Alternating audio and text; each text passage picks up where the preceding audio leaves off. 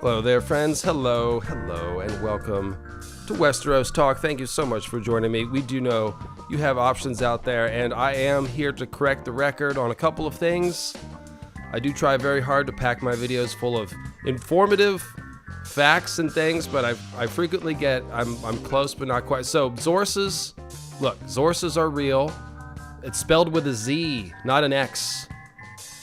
I don't know why I spelled it with an X on my social media post. That's wrong. And even more so, the Gips and the Celts and the Gauls and people who were stiffening and bleaching their hair with lime, turns out not to be lime juice from the fruit, but rather mineral lime wash, as in from limestone, which I should have known.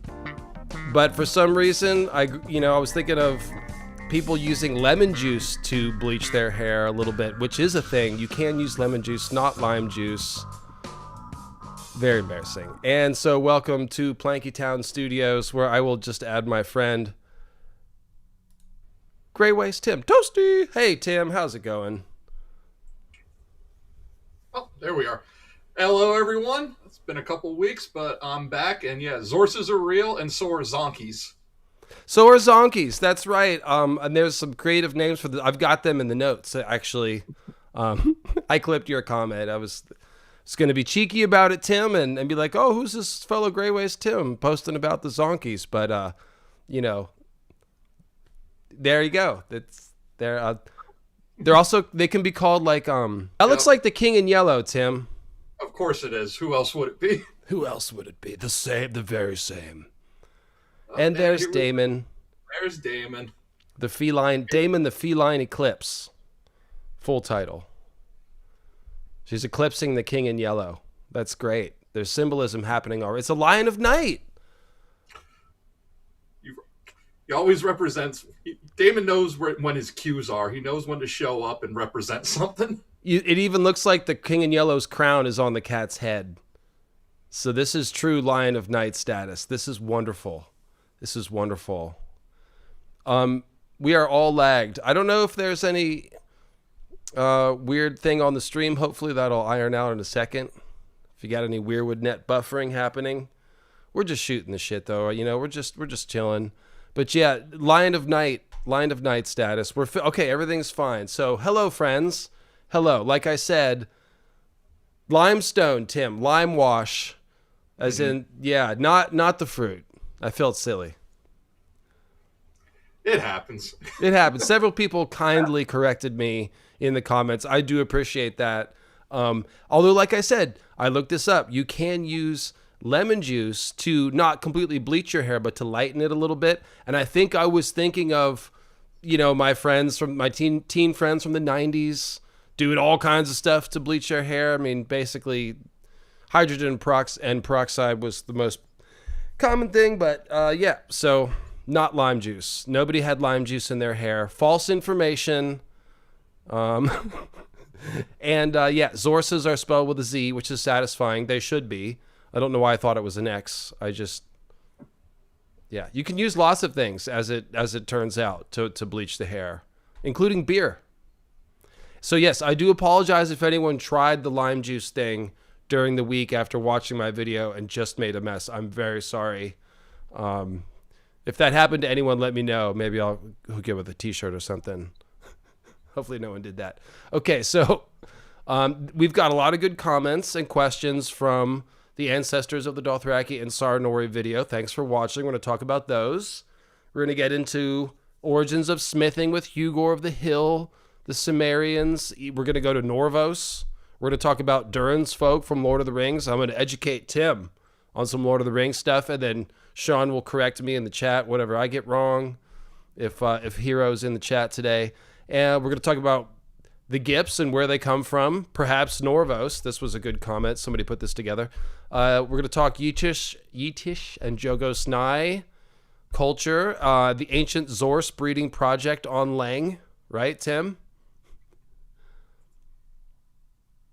Right? The zebras are from Lengii. Are they? Yes. I know Lengii is the island of tigers. So zebras are from Lengii and southern Yi Ti, say the Maesters. So, who are the only people mad enough to approach zebras to begin with, who are, I've been informed in the comments, are very much a problem. Nothing you want to try to mess with. So yeah, I have looked into that, like why aren't zebras domesticated, and it's very hard to do. And so Zorses and Zonkies can be difficult because of that, because of their zebra traits. And their spines aren't good for sitting on. That doesn't work either. So the Zorses, I guess, I mean, they're whatever George wants them to be, but yeah. Presumably the Zorses are still foul-tempered, okay?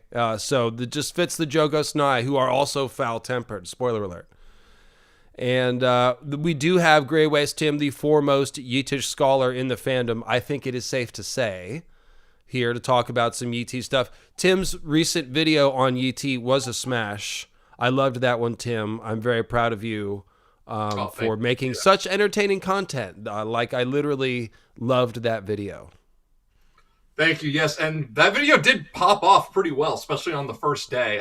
Good. Per capita, it's gotten my most views, but it's also gotten the most dislikes. But I recently learned that YouTube does not differentiate likes or dislikes. They just view it all as engagement. So that's right.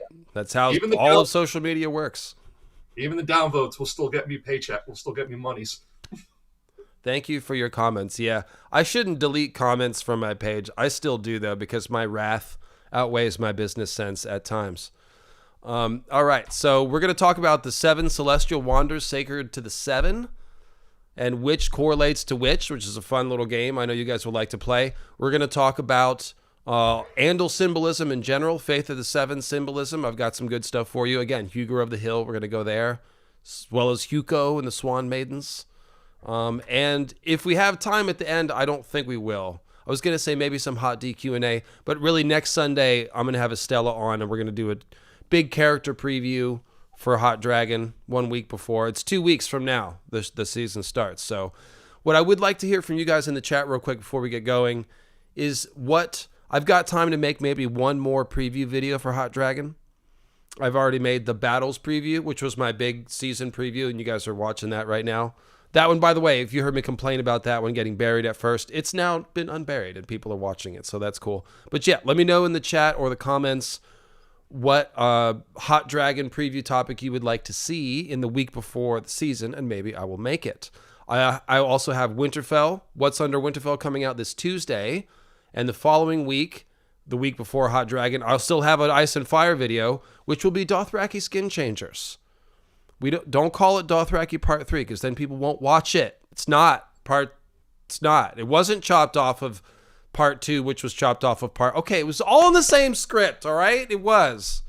But it's just going to be about the Ifakevron and Dothraki Skin Changers. I wanted that to be its own little crazy video, so we've done that, and that's coming the following week. So, Tim, you were working on a script today. What do you have coming up? So I'm putting out a new video. I'm sure you will never guess what it's about because it's a topic that I almost never talk about. So just take a guess. Take a guess. The King and Zero? It's the King. Yeah, it's the King. I will be following up the ET video with because if you saw my ET video, I did talk a lot about the King in Yellow, and it dawned on me, for as much as I talk about the King in Yellow, I haven't done a sort of definitive video on it and why I talk about it all the time. And this will be branching out past A Song of Ice and Fire. This is going to be about more than just the impact that it has had on A Song of Ice and Fire. I will be talking about things like Bloodborne, Dark Souls, Elden Ring, Midra, the Lord of the Frenzied Flame from Shadow of the Air Tree. You just need to look at the concept art. He even has the Crown of Stags from the Great Sword of Damnation, and he uses it as a melee weapon. And of course, I am currently rewatching season 1 of True Detective because if you needed any kind of definitive proof that the King in Yellow can work in a modern day audience, True Detective did it. Yeah, that I have watched that, and it was incredible. I know a lot of people have seen that, at least that first season. So go subscribe to the Grey Waste Tim channel. If you're somehow watching this stream and you're not subscribed to the Grey Waste Tim channel, I don't know how that could happen, but just in case, you can just click on his name in the video description. That will take you right to his channel. You can hit the subscribe button, and then YouTube might show you this incredible King in Yellow video when Tim is done. And so there you have it. Thank you for the Cleo love in the chat. Cleo has just been tucked into her cage. She was pissed, but such is life when you're a bird that lives in a house. Bloodborne, Dark Souls, and Elden Ring. I'm sold. Yep. Saw the enthusiasm. Oh, thank you, River Mist Faye. That is so kind of you. Thank you. And so let's talk about Huzor Amai and Hugor of the Hill, and those names being similar. Yeah, and some other matters, because they sure are similar. I'm going to shrink this map just a little bit. We're going to zoom in on this map at need be. I've got the map at the ready, folks, because it's going to be that kind of stream. And of course, me and Grey Waste Tim have done streams to hack apart absolutely everything in the world book concerning the free cities of Essos. We did a 4-hour stream on that. Then we did another one about Far Eastern Essos. So we have covered a lot of this ground if you want the full shebang. But let's get right into this idea that Hugor sounds a lot like Huzor, because it really does, Tim. And just like Huzor Amai is the founding hero of the Sarnori, Hugor of the Hill is the founding hero of the Andals. So what's going on? Did Azor High ride a horse across Essos? And this is like, because it started when I read the notes, and I was like, you know what, this is interesting, because we've always talked, like, especially in streams with me, I'm always talking about like how there's this weird far north, far eastern connection. But then once you start getting into the more centralized areas, I guess we call it, like the land around the Free Cities and the Dothraki Steppe, you start to see like, no, there are connections there too. And you trace to like Azor Ahai, Huzor Amai. There's also Mazor Alexi or Alexai if we want Mazor Alexai if we want to continue with the name scheme. But yeah, so Hugor there's no high name to kind of attach to him. We don't know his last name or something or anything like that. But it follows again that Hugor is potentially building off of this name scheme, and it just goes to show like how it traces into real life how certain religions branch off from other religions. Certain sects branch off from other sects. Like we think of the 3 Abrahamic religions, and one branches off of the other. And then sometimes some things go by the wayside. Some things are introduced that make it unique to itself. But there's always sometimes these little tidbits that are just shared universally across planes. And it makes sense like that when people come into contact with other people, that these shared ideas coalesce and evolve, and then people will then just put their own cultural spin on it. You're muted. The classic mute. Double mute. I was trying to interrupt you with the thing, and I was muted, so I prevented myself, but then I never... Hugor Hill, if you take the L's off, he's Hugor High. Oh, yeah, that would be true. Hi! So there you go. And of course, there's also Huko, the slayer of the Swan Maidens, and the mythology of Hugor/Huko kind of seems like it's just a different version of the Azor High monomyth, as we will discuss in a minute. But let's start with some of the technical logistics that tie to the Andals and steel making and stuff like that. So this is Illyrio talking to Tyrion. And Illyrio says, "This is Andalos, my friend, the land your Andals came from. They took it from the hairy men who were here before them, cousins to the hairy men of Ib. The heart of Hugor's ancient realm lies north of us, but we are passing through its southern marches in Pentos. These are called the Flatlands." And here I'll just zoom in. The Flatlands, right here. Right in between Pentos and Goyen Dro. In Pentos, okay, yeah. Farther east stand the Velvet Hills whence we are bound. And these are the Velvet Hills right here by Goyen Dro on the Little Rhoyne. And that's where Illyrio says bye to Tyrion. So that whole journey over land is basically from there to there. Andalos. The faith taught that the seven themselves had once walked the hills of Andalos in human form. The Father reached his hand into the heavens and pulled down 7 stars, Tyrion recited from memory, and one by one he set them on the brow of Hugor of the Hill to make a glowing crown. Then later Tyrion thought of Tysha. He glanced out at the fields where the god had walked, and he says, the maid brought him forth a girl as supple as a willow, with eyes like deep blue pools, and Hugor declared that he would have her for his bride. So the mother made her fertile, and the crone foretold that she would bear the king 44 mighty sons. The warrior gave strength to their arms, while the smith wrought for each a suit of iron plate. And then famously Illyrio quips, your smith must have been Rhoynish. The Andals learned the art of working iron from the Rhoynar, who dwelt along the river. This is known. And the maesters seem to agree with this. As they say, the fact the Andals forged iron has been taken by some as proof that the seven guided them, and so did the holy text teach, but the Rhoynar were already an advanced civilization at this time, and they too knew of iron. So it takes only the study of a map to realize that the earliest Andals must have come in contact with the Rhoynar. The Darkwash and the Noin lay directly in the path of the Andals migration, and there are remnants of Rhoynish outposts in Andalos, according to the Norvoshi historian Doro Golathis. And it would not be the first time that men learned of the working of iron from the Rhoynar, because it is said the Valyrians learned the art from them as well, although the Valyrians eventually surpassed them.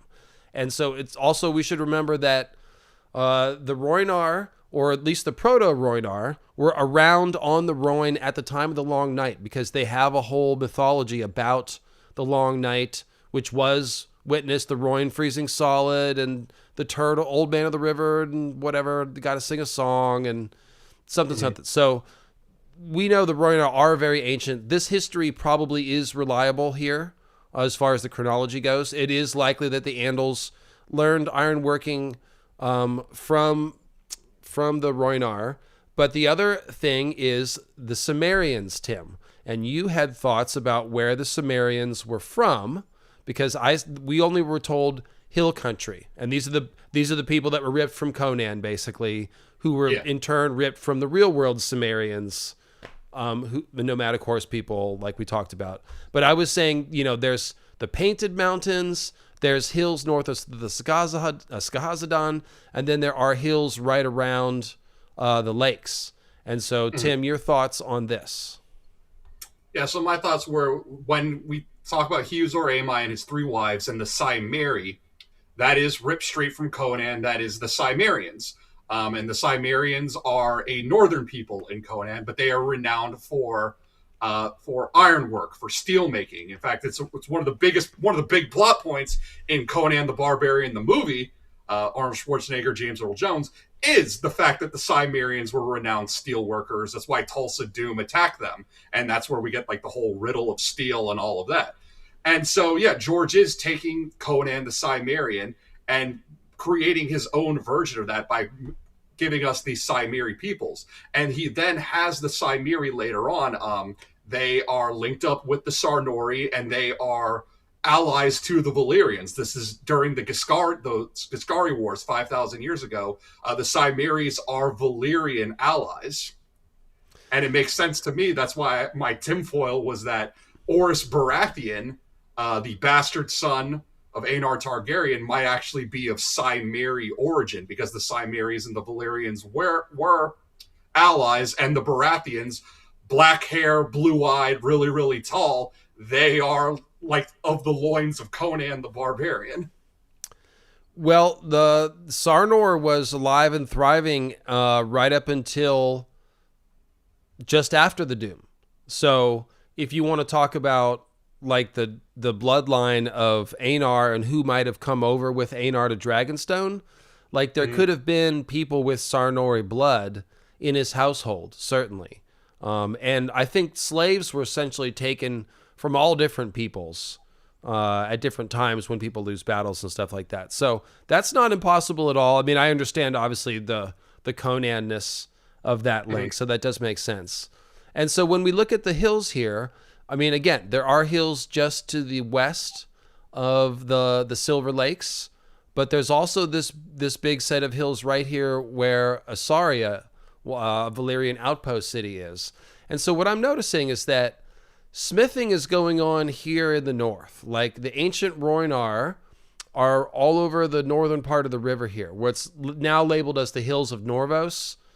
And there are Rhoynish towns in Andalos as well. So that tells you like the proto-Rhoynar were all spread here through the north. Qohor has a tradition of smithing being very advanced. Maybe that's a more recent development, but usually people that are good at smithing are good at it because their culture's always, prioritized it and stuff like that. So it could be that this is another sign of this being the heart of the origin of ironworking. And so if the Cymmerians are sort of in these northern hills or in these northern hills, it becomes hard to say who started it, because the Cymmerians, Tim, like they're associated with the Fisher Queens and the Silver Sea. These are people that were like governed by the Fisher Queens. So their origin goes all the way back to pre-Long Night era, assuming that the fall of the Silver Sea and the Fisher Queens coincides with the Long Night and the global climate change that was going on then, which I think is a pretty safe assumption if we're making any assumptions about the timeline. So that puts the Cymmerians here before the Long Night in the north, pretty close, to the Andals. Yeah. And what you also have to remember, Tim, before I turn this over to you, is trade routes. They don't have to live right next to each other.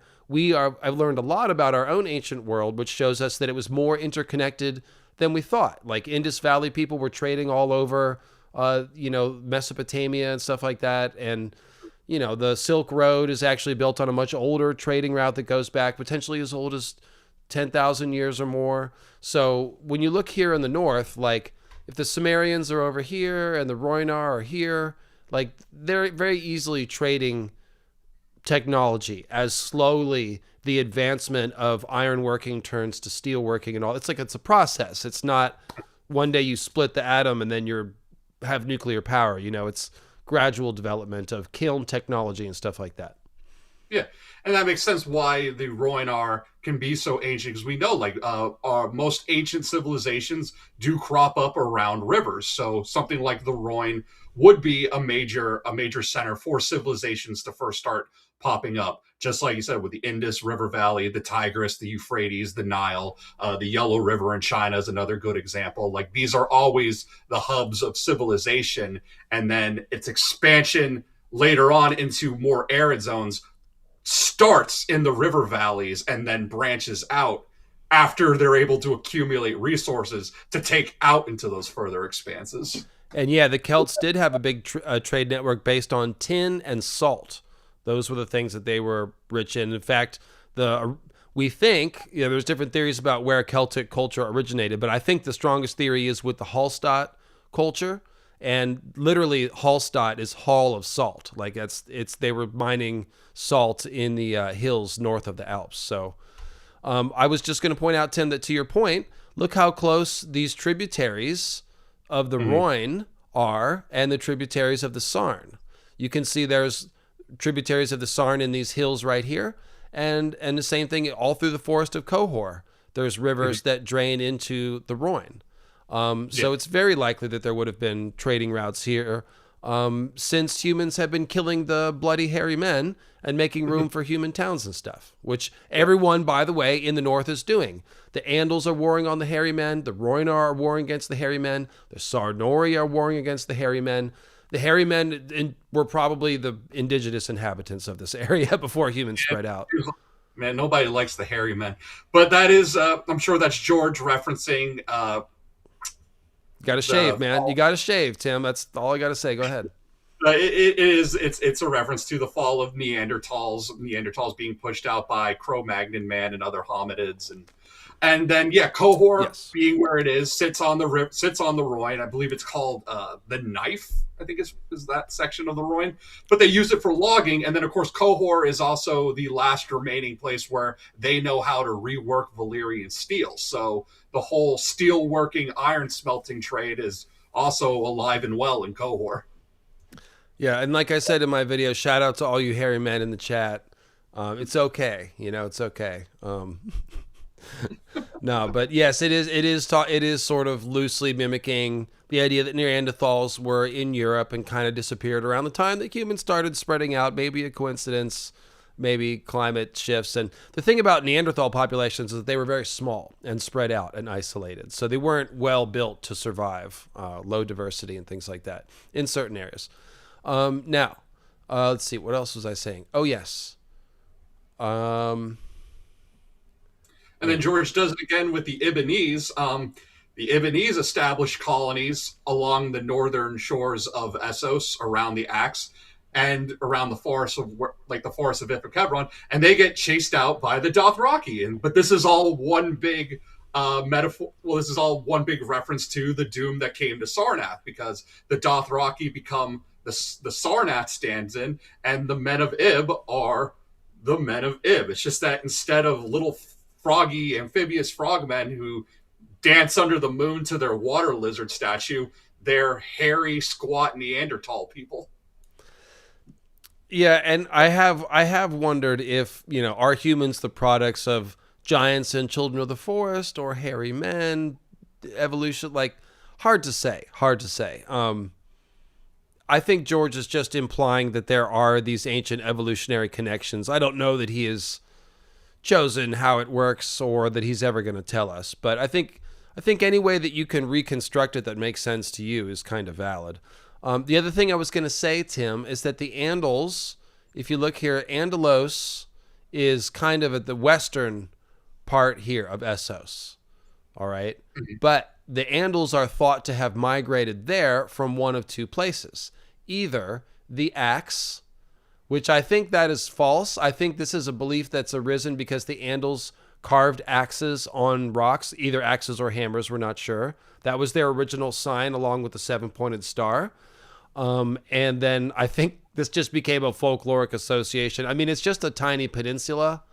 I mean, maybe they came from there. It could be George sort of riffing on the idea of the Germanic tribes coming from Denmark. It looks a little bit like that protrusion, but I think it's a lot smaller. So the other idea is that they came from the grasslands around the Silver Sea. And so now I think this makes the most sense when you consider the Cymmerians. And this is what I was trying to basically piece together here. Is like, well, if the Andals came from somewhere east of Andalos,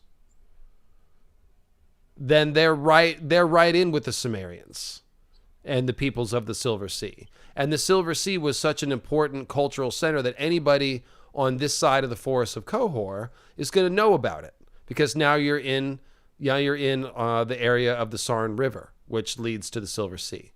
And so, yeah, in my mind, the Andals coming from this area, like, they picked up smithing somewhere along the way. It may not have been directly from the Rhoynar, because I think that in this time period, we're really talking about proto-Rhoynar and proto-Andals and things like that. These are just people groups that eventually assembled into those nations later on. So you get the point. Yeah, because it's not to say that the Andals didn't settle the Axe. It just seems like their settling on the Axe came at a later date, that they probably originated somewhere else.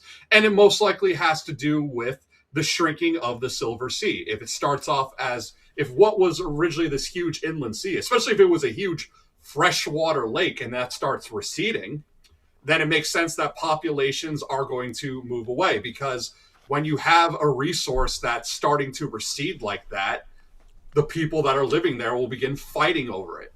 And this seems to be, along with the Long Night, the thing that would cause such a major exodus across the Bone Mountains to begin with. Because if you go further east across the Bone Mountains, what's happening? All of the lakes are shrinking. You have the Great Sand Sea. You have the shrinking sea. There is this vast desertification that is happening east of the Bone Mountains, and it just seems slowly over time it's encroaching its way past the bones, and eventually it's going to hit places like the Dothraki Sea, places like it seems to have happened to the shrinking sea. So it might be only a matter of time before the Dothraki, before their whole lifestyle might die out, because the Dothraki Sea won't be able to support nomadic horse lords who refuse to farm or engage in trade of any kind. Their civilization exists because the map allows it to exist. And so, Tim, to your point, I will just say, as someone who consumes a lot of ancient history documentaries on YouTube, it's almost always climate change. Like when they say, well, why did the people leave? Why did they leave their homeland? Why did they migrate? It's like almost always the climate shifted. And so their way of life wasn't as prosperous there. And they went to a place where they could farm better, or they had more land or to graze their herds, et cetera, et cetera. And sometimes people come and take and push people out. But usually when someone invades or conquers, it just ends up being integration, as opposed to driving people out wholesale. People mostly tend to migrate because of climate change. So, and it can be very small regional climate change. It doesn't have to be a long night thing that does that. It's just natural cycles of moisture and temperature and stuff like that. But it always comes up, like every time. Indus Valley is a big one. We used to have this whole myth, thanks to some people in Germany from the 1940s who shall remain nameless, and who distorted history. We used to have this whole Aryan invasion theory about the superior, European sort of steppe nomads riding into India and teaching all the primitive natives, how to have religion and culture and stuff like that. And now we know that, and also that they destroyed the Indus Valley civilization. Now we know that's not what happened at all. The Indus Valley civilization decentralized because their rivers dried up several hundred years before the Indo-Aryans showed up. And so they were basically spread all throughout the countryside. And what happened was you started having the towns spring up all through northern India next to each other.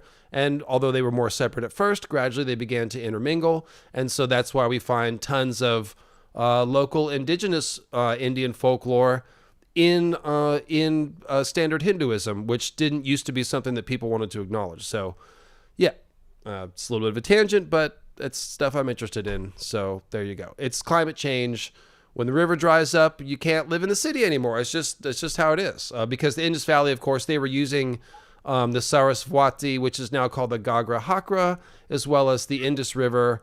And all their towns were along these rivers. And we could even see where the river changed its course, and they abandoned one town and then built a new one. So yeah, climate change.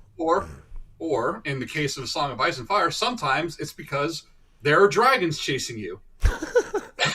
It's kind of like climate change.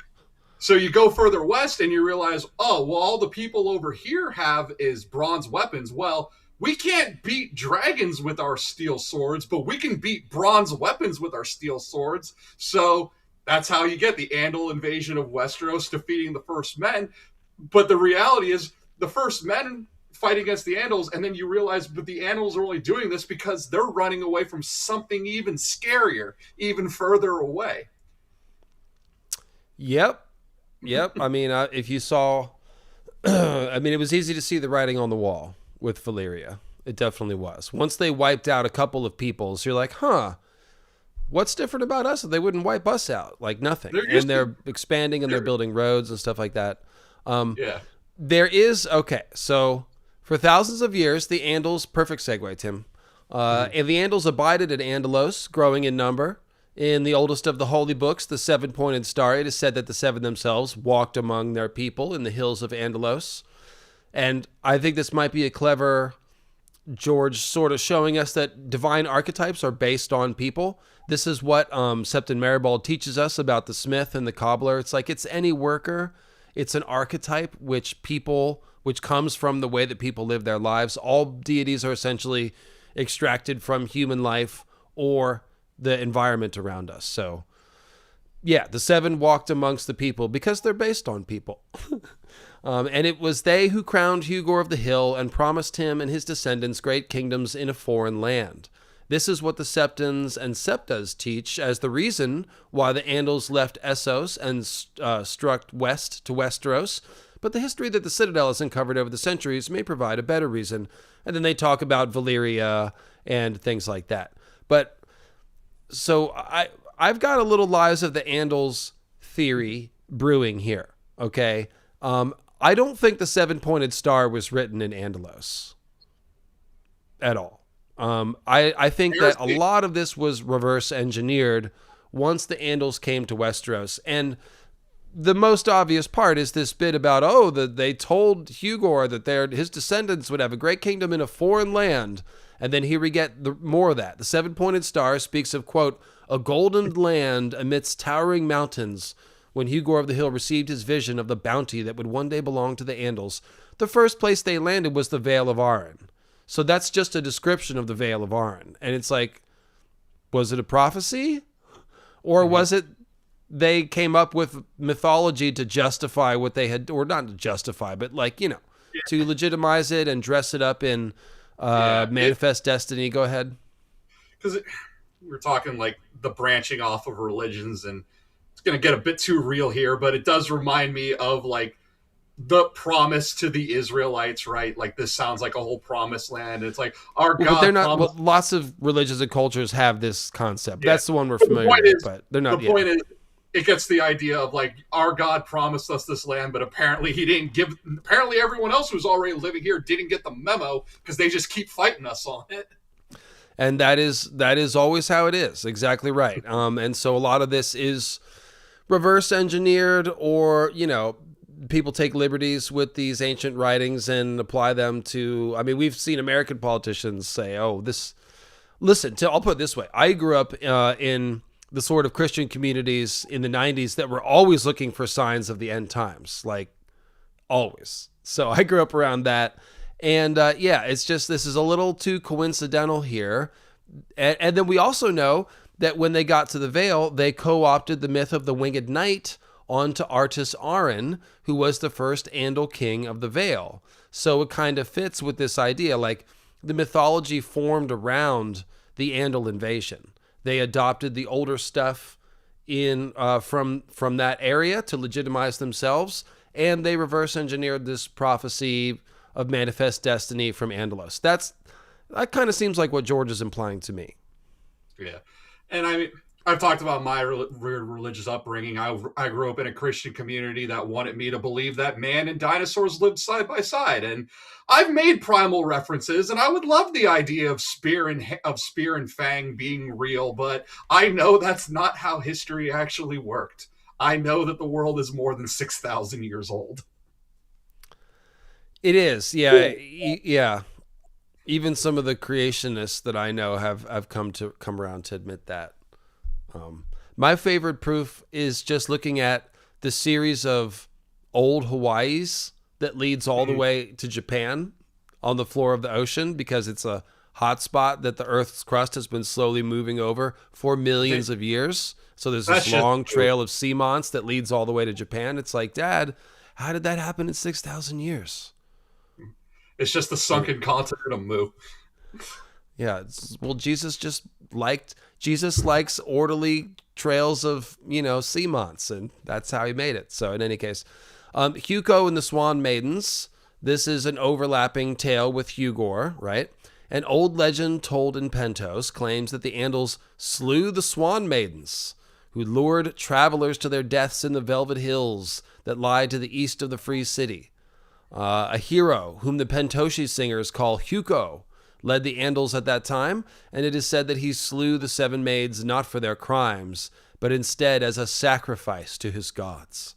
There are some maesters who have noted that Hugo may well be a rendering of the name Hugor, but even more so than in the Seven Kingdoms, ancient legends from the East must be distrusted. Why would they be less reliable than the one? Okay, whatever. Too many people have traveled back and forth, and too many legends and tales have mingled. That, I think, is important. And it is one of the things that, like, sometimes comparative mythologists in the real world get a little over their skis because they're hearing modern interpretations of myth and assuming that they are old. And it's like, no, actually, people just came up with that about 100 years ago.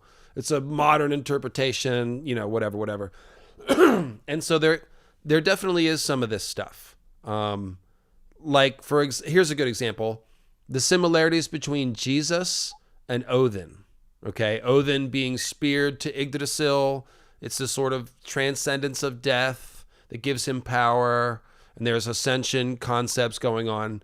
And we have this story. It's like, oh, well, the Vikings were easy to become Christianized because they recognize the myth of Jesus on the cross is very similar to the myth of Odin. And so they're similar, and they're like, oh, they're just different names for the same story kind of a thing. However, Snorri Sturluson wrote all this stuff down, most of the stories of Odin that we have, basically all of them, besides the rune images. That this was 200 years after, I think, 150, something like that, after most of the Norse world was already Christianized. And so we don't, like, when the story that Snorri set down about Odin may have already been influenced by Jesus on the cross, and that's why it looks similar. We really can't say at this point. And so that's kind of what George is saying. Like, after a certain point, people go back and forth, things evolve, and the most influential myths kind of, they touch on it. They influence other cultures. And so hard to say. But I think Hugo and Hugor are probably meant to be a reference to the same dude. Yeah. Yeah. And I don't know if Sean's in the chat here, but it is like the story of Beowulf, right? Like, Beowulf is a folktale, but then when it gets written down, and then more importantly, when it gets translated after it's written down, it's after that the Scandinavian region has already been Christianized. So the translators end up putting their own sort of bias goes into it. And so the story of Beowulf is the version we have is definitely more Christianized than what the original text would have been had it been written down in Old Norse. Exactly. And so what I'm saying is the writing down of stuff may have only happened in Westeros. There's really not much evidence that they were writing, and they came over so long ago that it's, again, not really any way to be sure. So, this whole thing about the seven walking the hills and promising, that easily could have been constructed in Westeros. Or it could be an expansion or modification of older legends. Again, this is all just fun fog of history stuff that George has created. But we are going to come back to to actually decoding this mythology in the Andals Symbolism section. But I want to keep going with map-related stuff here. And so it may or may not be coincidence. Speaking about Hugor Amai and Hugor High, this is very interesting. Tim, tell me what you make of this. It may or may not be coincidence that in Belgian Dutch, the word Amai is an interjection that is used very often to denote wonder, surprise, and amazement. And Huzor Amai is called Huzor Amai the Amazing. So if it's unintentional, it's a hell of a coincidence that George named him Huzor Amai the Amazing. Yeah. Kind of seems like maybe he picked that up somehow. I have no idea. I don't know enough about George's background to say, oh yeah, I used to have a friend that spoke a little Dutch to him. I got no idea how he would have picked that up. Because we've talked about the idea Azor Ahai, that maybe Azor is a title because it sounds close to Czar and Caesar, which are different ways of saying emperor. So that would mean he'd be Emperor Ahai. But then if the Ahai is also a word of surprise or amazement, then it's well, then where's the name? If one's a title, the whole thing could easily be a title. Yeah. Yeah. The whole thing could be a title. And, it's also, the leader of the Incas was called the Inca. Kind of like George does with the Stark and stuff like that. The Ned. Right. So the Ned becomes a title, even though it's a name. Yeah. These things can slide around. Exactly my point. So that's a pretty great trivia there. That's either an incredible coincidence or a very deep cut by George. I don't even know which is more amazing, if you will. But I thought you guys would be tickled about that. Huzor Amai, Huzor the Amazing. That's him. So Hugor of the Hill. It could be that the first thing is the thing that's traveling. Huzor, Mazor, Azor, Hugo, and then the different, endings are being attached to them that change. Could be. And the thing is that I don't think Azor High was in Andalos. So this is I think the easiest way to reconstruct this is that Huzor Amai his title and perhaps some of his lineage comes from over the mountains, like we've been saying, because we know tons of refugees fled over the bones during the long night. So that's how you get the Azor High title into the Silver Sea area. And then once Uzor Amai is here, well, if the Andals originated in this area and then went east, they may have taken some version of the name or title and used that for their founding hero. So at this point, we don't have like meteorite, no black stone, there's no dragons, there's no Lightbringer. At this point, it's just a title and a founding hero myth idea that's migrating. Other than that, I have no idea how these names would sound the same. So that's kind of my best theory on that. What do you think? Yeah, I actually had more on it, but it gets to the point when we get to the Andal section, especially when we talk about the stars being plucked from the sky to make Uzor's crown. That's where I actually have a lot more to go in on. Okay, cool. Yeah, I'm saving that for the symbolism. Shout out to Winter Mickey in the chat. What's up, Mickey? Let me know if you'd like to come back on a stream. I would love to have you back on basically any time. So we're always happy to see you. And okay, this is a great comment. This one concerns going back to the lime again. Lime, mineral lime, not lime juice. Yeah, the Gips were not cocktails. They were not squeezing lime into their head as if they were cocktails. In any case, so check this out. In defense of the Gip wife, I have to make one call out. Right, it's lime water, but then you go on to say Norvos. Norvos is the only place in the world of Ice and Fire that it talks about limestone hills. And so if the Cymmeri are here, maybe the Gips actually started off further west and moved east into the realms of the Fisher Queens, because these hills next to Norvos, these are the limestone hills. So would you read this paragraph, Tim? Can you see that? Is it big enough? Yeah. So Great Norvos, as the Norvoshi named their city, is surrounded by rugged limestone hills and dense dark forests of oak and pine and beech, home to bears and boars and wolves, because it's Little Russia. And game of all sorts. The city's domains stretch afar as the western bank of the Dark Wash to the east and the upper Rhoyne to the west. Norvoshi river galleys rule the Noin as far south as the ruins of Nhai Sar, where she joins the Rhoyne. Great Norvos even claims dominion over the Axe upon the Shivering Sea, though this claim is disputed, often bloodily, by the Ibanese.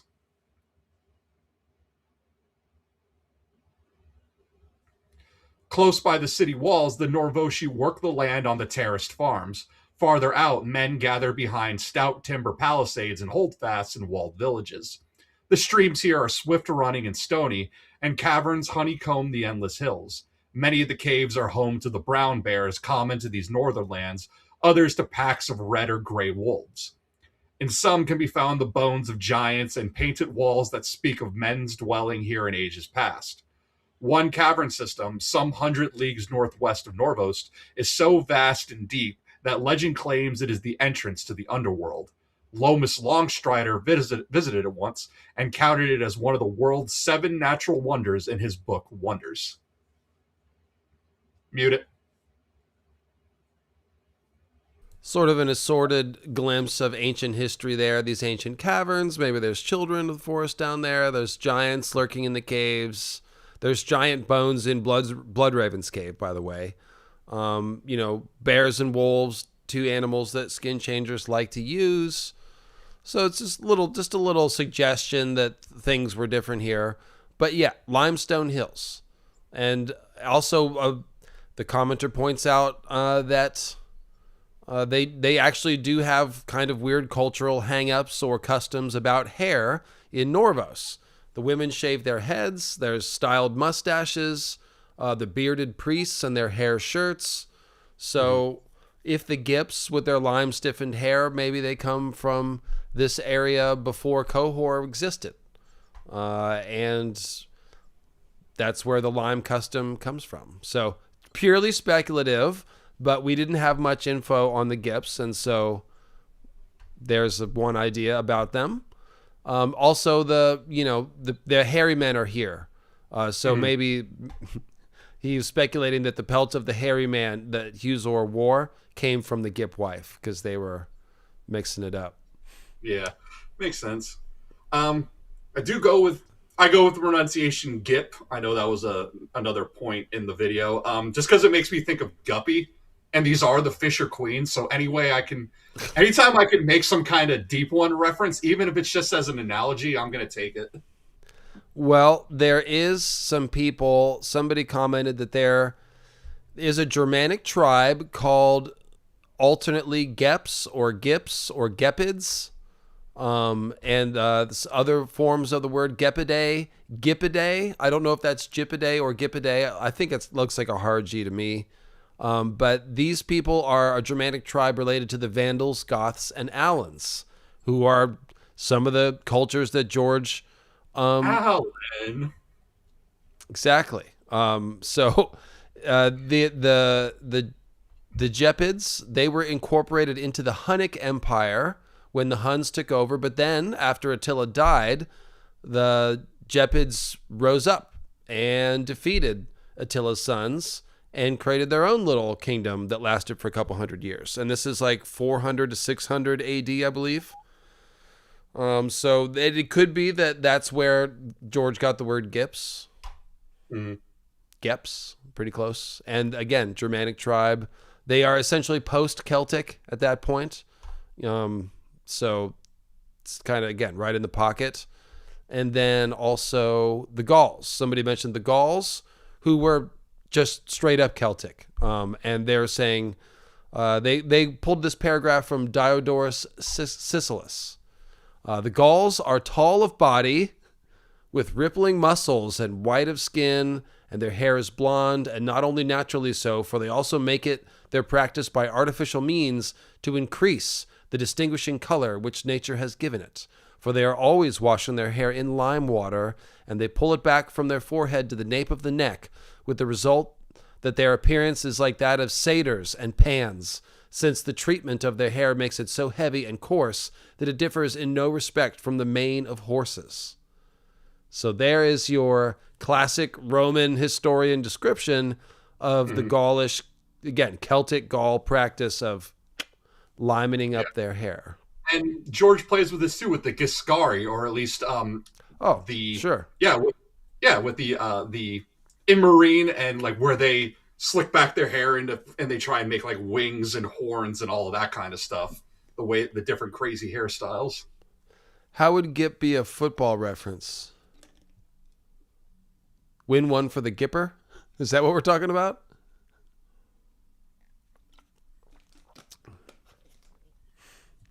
So yeah, the Gips and the Andals could be kin. That could make sense. Just as the Gepids and Vandals are. Okay, thank you for putting that together. So we're talking about maybe the Gips came from over here, essentially in Proto-Andalos, because of these limestone hills. So that kind of would line up. Yeah. Nice. Okay. So somebody else, Clover Azar, points out... Oh, no, I skipped something. Remember I talked about, and I'll kick this one to you pretty quick, Tim, how the... not the Fritz Lieber story, but the Robert Howard story that has the spider and the serpent god, and the Zamora was the spider people, right? Yeah, and that becomes more of a thing when the rights of Conan were given over to Marvel, because it's more of a like, well, he's the unspeakable. It's like, yeah, well, that's not going to work. We need to give him a name. And that's how they changed his name to Zath, and so the people are called the Zamora, though, right? Yeah, they start off as the Zamora. And so then I was saying that, okay, the Zokora must be the spider silk people, and they probably are from this lost city of Liber or whatever. Somebody said, oh, in Elden Ring, there are the Knights of Zamora. So it seems like George is still using this name. He's like still on it. Yeah, because George is a pack rat, right? He never gives up a good idea. He always just packs it away for later, even if it's an influence from another writer. So yeah, he just keeps using them, and they are knights too. So they're mounted warriors, just as these are all horse peoples. So there you go, nice catch. Moon singers, being as bald as eggs. They point out, Clover Azar points out that shaving one's head bald is required of Buddhist nuns in China, and Chinese Buddhism has syncretized worship of the moon goddess Guanyin, I'm hoping that's maybe how you say it, into its practice. She's considered to be the goddess of mercy. So potentially there could be an intentional correlation between shaving your head and worshiping the moon goddess. And of course, we have moon singers with bald heads. So there you go. Seems like a natural thing to do. And then we got this comment by this guy, Grey Waist Tim, pointing out that before we get to that, Tim, I skipped one point. Of course, Chinese Buddhists, okay? And so we're talking about the Jogos Nhai being kind of like the Mongols existing just north of the various Chinese peoples, okay? And so East Asian peoples. And so it's kind of, it belongs in, like, if this is approximately East Asia in Ice and Fire, it makes sense to look for these parallels, such as in Chinese Buddhism. So that kind of, it makes sense. It's not just a random, oh, they shave their head and they like the moon also. Like this is the part of the world that George is drawing inspiration from. And then, yes, some Yahoo named Grey Waist Tim. Something about Zonky. What is this, Tim? Yeah, that Xorses are real. They're real. Horse-zebra hybrids are real, and so are zebra donkeys. They are rare, but they exist. They're usually sterile, so they got that whole mule thing going for them. Obviously, George has made it so that his Xorses must be able to breed, at least somehow. Otherwise, how could the Jogos Nhai keep a population going if they can't breed more Xorses? But yeah, George just took a real thing and just threw it in there. And it also reminds me of, like, he does the same thing too with the lizard lions, which, if I'm betting, are probably just alligators, but another name for them. Zorsomorph theory. That's when you'll know I'm running out of ideas, which I'm not, for the record.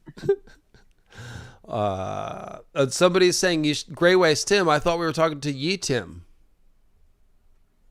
We haven't gotten to the ET part yet. Yi Tim will come soon. Yi Tim it's a good title though. That is right there. And so yeah, they only exist due to human intervention. They don't tend to crossbreed in the wilds. People did mention ligers in the chat. Thank you, or in the comments. Yeah. And somebody else commented on your comment, Tim, Witch of Seacroft, to point out that Zonky. I just googled Zonky and I'm in love. Apparently, they are also called Zebadonk and Zedonk, and now I can't work out which is cuter. And like I said, that just sounds like. When I looked it up, zonkies are deceptively cute. Like, you wouldn't think it, but they are. And donkeys too. Baby donkeys are really, really cute. A lot cuter than actual baby horses. That's stupid. Oh, look at that. Mean, but cute. Probably mean. Oh, look how tiny. They're so tiny. What a ridiculous animal. This brings me joy. A rescued zebra donkey mix called Zeor instead of Eeyore.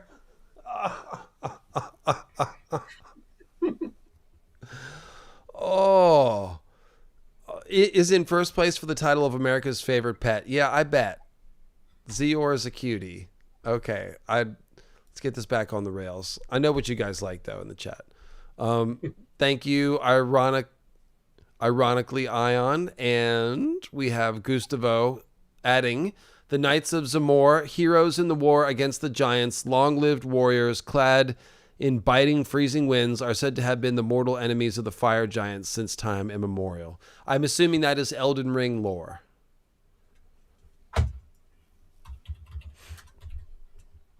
Let's see, Knights of Zamor and fire giants. There you go. Just, if you're writing a fantasy story, just keep recycling mythology. That's what you want to do. So, All right, Yep. Tim. So we are now ready to talk about what's going on the other side of the Bones Mountains. Just a couple of loose things. First of all, the Jogwin, or are called the Stone Giants, and supposedly twice as large as Westerosi giants. Do we think they are flesh and blood giants, or are they literally made out of stone? How high fantasy are we talking? Because 20-foot tall giants is plenty high fantasy, but giants made out of rocks would be even crazier. Yeah, I think it has more to do, just in the way that Skagos means stoneborn. I think it has more to do with them making their homes in mountainous terrain, is what got them the name Jogwin, the Stone Giants. There was probably one giant who got grayscale, and then it created That's a whole. yeah, maybe. Yeah. That would take a long time to spread. There are stone giants in Tolkien. So, well, yeah, you know how George is. He likes to do slightly more realistic versions of classic fantasy tropes, which is something I'm going to talk about in the Dothraki Skin Changer If a Kevron video, because we're going to talk about the uniquely bizarre and ridiculous anatomy of centaurs, which George would not be okay with. We know how he feels about the right number of limbs on an animal, after all. How much larger is Westeros? Is Essos than Westeros? Well, we can't really say for sure. You know, one thing about this map is it looks like it is drawn to mimic the inaccurate maps of like the 1600s, you know, with the way things are shaped. So we don't really know. Like the north-south width of Essos right here, it could be twice that for all we know. Maybe this is much fatter and skinnier here. It's impossible to say, but you can get an approximate idea for it. Westeros is more comparable to just part of Essos. You know, everything east of the Bones, and not even that. And the problem is we don't know where either continent ends, because we don't know how far the lands of Always North stretch up into the north, and if they circle around the globe. We don't know if that is the end of Essos. The map cuts off at Carcosa. We've talked about how George made it so that Essos, if you line it up with the map of Elric or El Melniboné, it's supposed to line up and give you the idea that if you go through the Saffron Straits, you're eventually going to end up at Melniboné. But that's just George being a fanboy. Like, that's not the actual truth of what is there. So it's like, are the Eastern Shores, are they after Carcosa? Are they after the Hidden Sea?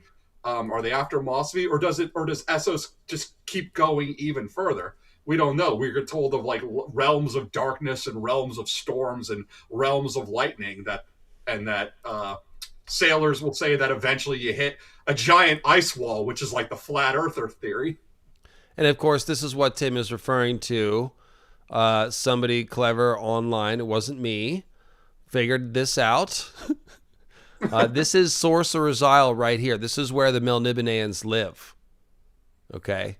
Or at least they do now. They used to have more, but this is where they're left now.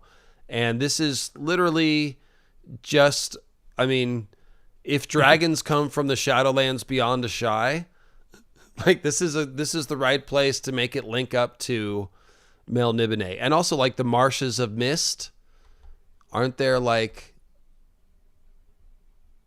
something? And it makes sense. The Marshes of Mist being next to Carcosa would make narrative sense, because the Carcosa of Chambers is on Lake Hawley, which is the Cloud Lake. It's a misty lake. So again, this is like, you see how George lines this up. Like, everything is done with purpose, but that purpose ends up just being a huge fanboy Easter egg. And I'm sure he does it just because it makes him laugh. Yes, I mean, it makes me laugh. It's delightful. It's definitely cool. And again, you know, Ulthos, I don't know if that lines up with the Young Kingdoms, but the idea that the Dragon Kingdom is just beyond Ashai here is like, that checks out. So I will be talking more about a little bit of the Melnibonéan influence, rather, on the Valyrians in my upcoming giant video, The True History of Valyria, which I'm hoping to have ready for the end of House of the Dragon season. That will have some 3D rendered Valeria action, art commission stuff going on. So look forward to that. Make sure you're subscribed to the channel. And let's talk about ET. So, like I said earlier, okay, so Joe Gwyn, and I also mentioned that the zebras come from southern Yiti and Leng, and Yiti and Leng have always been connected because even in the Great Empire of the Dawn, Leng was a part of the Great Empire of the Dawn. So it broke apart, and then Yiti became its own nation and eventually came back and conquered Leng, or part of it at least. But you can see how close they are. Like, they're very close. You don't forget that it exists. You know, so it's a little bit like maybe China and Japan, certain periods of history, perhaps. Yeah, it's more of a China-Taiwan thing, especially with the way that ET had control of it at one point, lost control. Yeah, certainly. Control. Yep. They fight them off. They want it. They want it back. They don't have it right now, but that's not going to stop them from trying again in the future.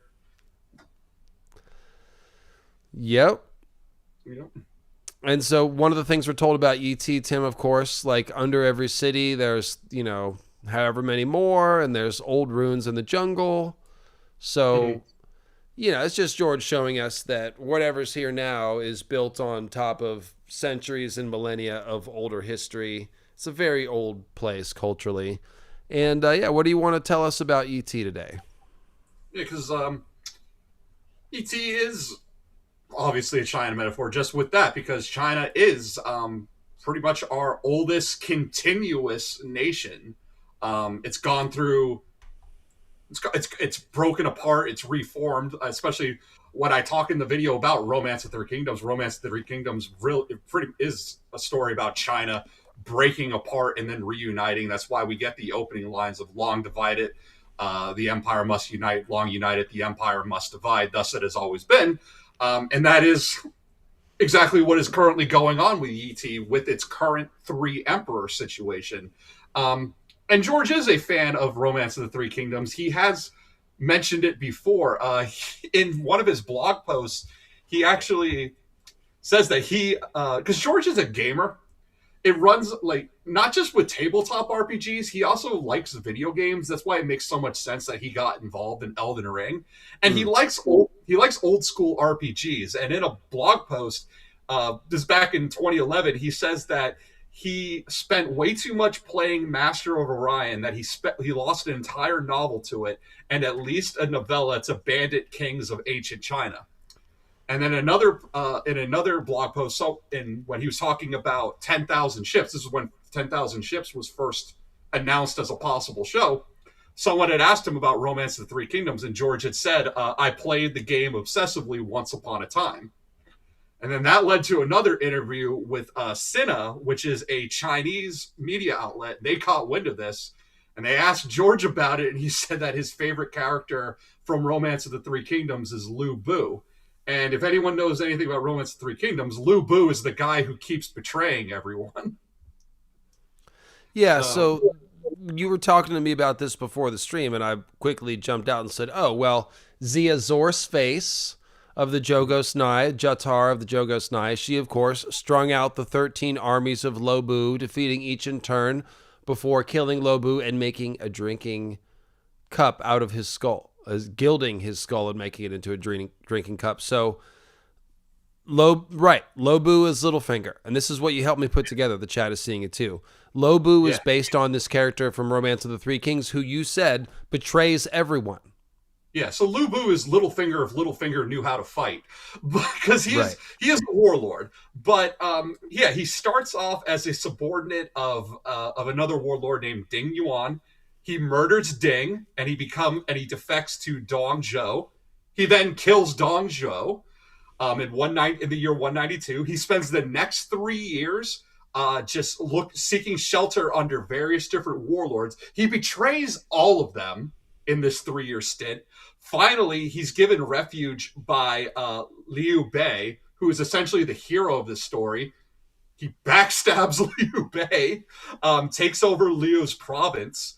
After Liu Bei seizes control of it back, he then allies with another warlord named Yuan Shu.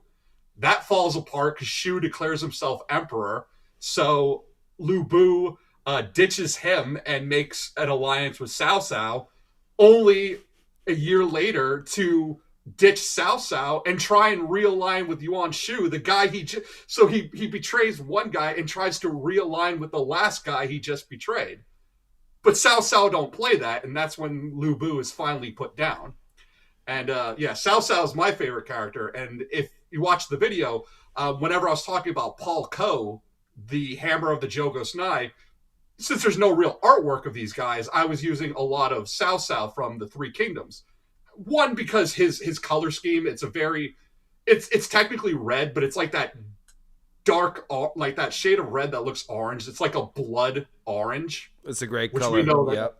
And we know that George makes use of the blood oranges. Go check out my blood and citrus video too if you haven't seen that. But yeah, I would imagine that just going on vibes and going off of that when George makes this guy Paul Ko the Orange Emperor, probably the shade of orange he's using is this blood orange. But the bigger point that I was trying to make with that video is that this is a Stannis stand-in. Because what George is doing is he's relating things to Romance of the Three Kingdoms, but then they also have parallels back to Westeros. I said this is why themes are important, and this is why I said how do you make a YT show work if we're actually gonna get this thing off the ground? If you're not deep into the lore like we are and like people in the chat are, if you've never read these books, like if you never read the Game of Thrones main series, then you've probably never read Fire and Blood or Night of the Seven Kingdoms. And if you haven't read those, you definitely haven't read the World Book. And if you haven't read the World Book, then chances are likely that you haven't read 14th century classic Chinese historical fiction. I was about to say, Tim, this is as positively as deep into the lore as anyone can get. So if you're a show watcher, so how do you get, that was the question I was trying to answer in the video, is how do you get a modern audience who doesn't read, how do you get them attached to the show? And it's like, well, you got to give them parallels. You got to give them something they can connect it back to. And that is Stannis. Paul Ko is like the Yeti Stannis. And because what is it? His capital is in Trader Town. Well, if you look right here at the map, Trader Town is the furthest point north of Yeti before it turns into the plains of the Jogos Nhai. So you have this warlord, this breakaway general, who is famous for fighting against what would be seen as barbarians and savages. Stannis famously defeated the Ironborn in the Greyjoy Rebellion, and of course there's the battle under the wall where he defeats Mance Rayder, and he gains a foothold in the north. So it's like he is a Stannis connection, and that is how you connect this to an audience. You can give them that and be like, and they can say, oh, okay, he's Yeti Stannis. I get where they're going with this. And that was the whole point I was making with this video. And then same thing with the child emperor, and he's weak and he's being directed by all the influential adults around him. And then of course there's the other schemers, your bankers, your court ministers, the eunuchs. It's like, oh, it's like Varys. Only in this case, in romance, there's 10 of them, right? And then George will take that and then he'll reapply it again in Yeti, because one of the dynasties of Yeti, the 9 emperors, they are the 9 eunuchs. So you just take the 10 eunuchs from Romance of the Three Kingdoms, subtract 1, here's the Pearl White Emperors, the 9 eunuchs. 9 is 1 less than 10. Frodo of the 9 eunuchs and the Pearl of Doom. Lammy winks. Would it be the equivalent? You answer this, Tim. Who would be the equivalent of Zhou Kongming, the greatest strategist who had the title of Sleeping Dragon? See, that's the problem with that, is that George is using a simplified version of this, because Romance of the Three Kingdoms has a cast of character numbering dozens to hundreds, and George simplified it down into 3. Now, I use Cao Cao as the face of Palco, but really Palco represents all of the various different warlords. And then the Yellow Emperor in Carcosa, he represents the Yellow Turban Rebellion.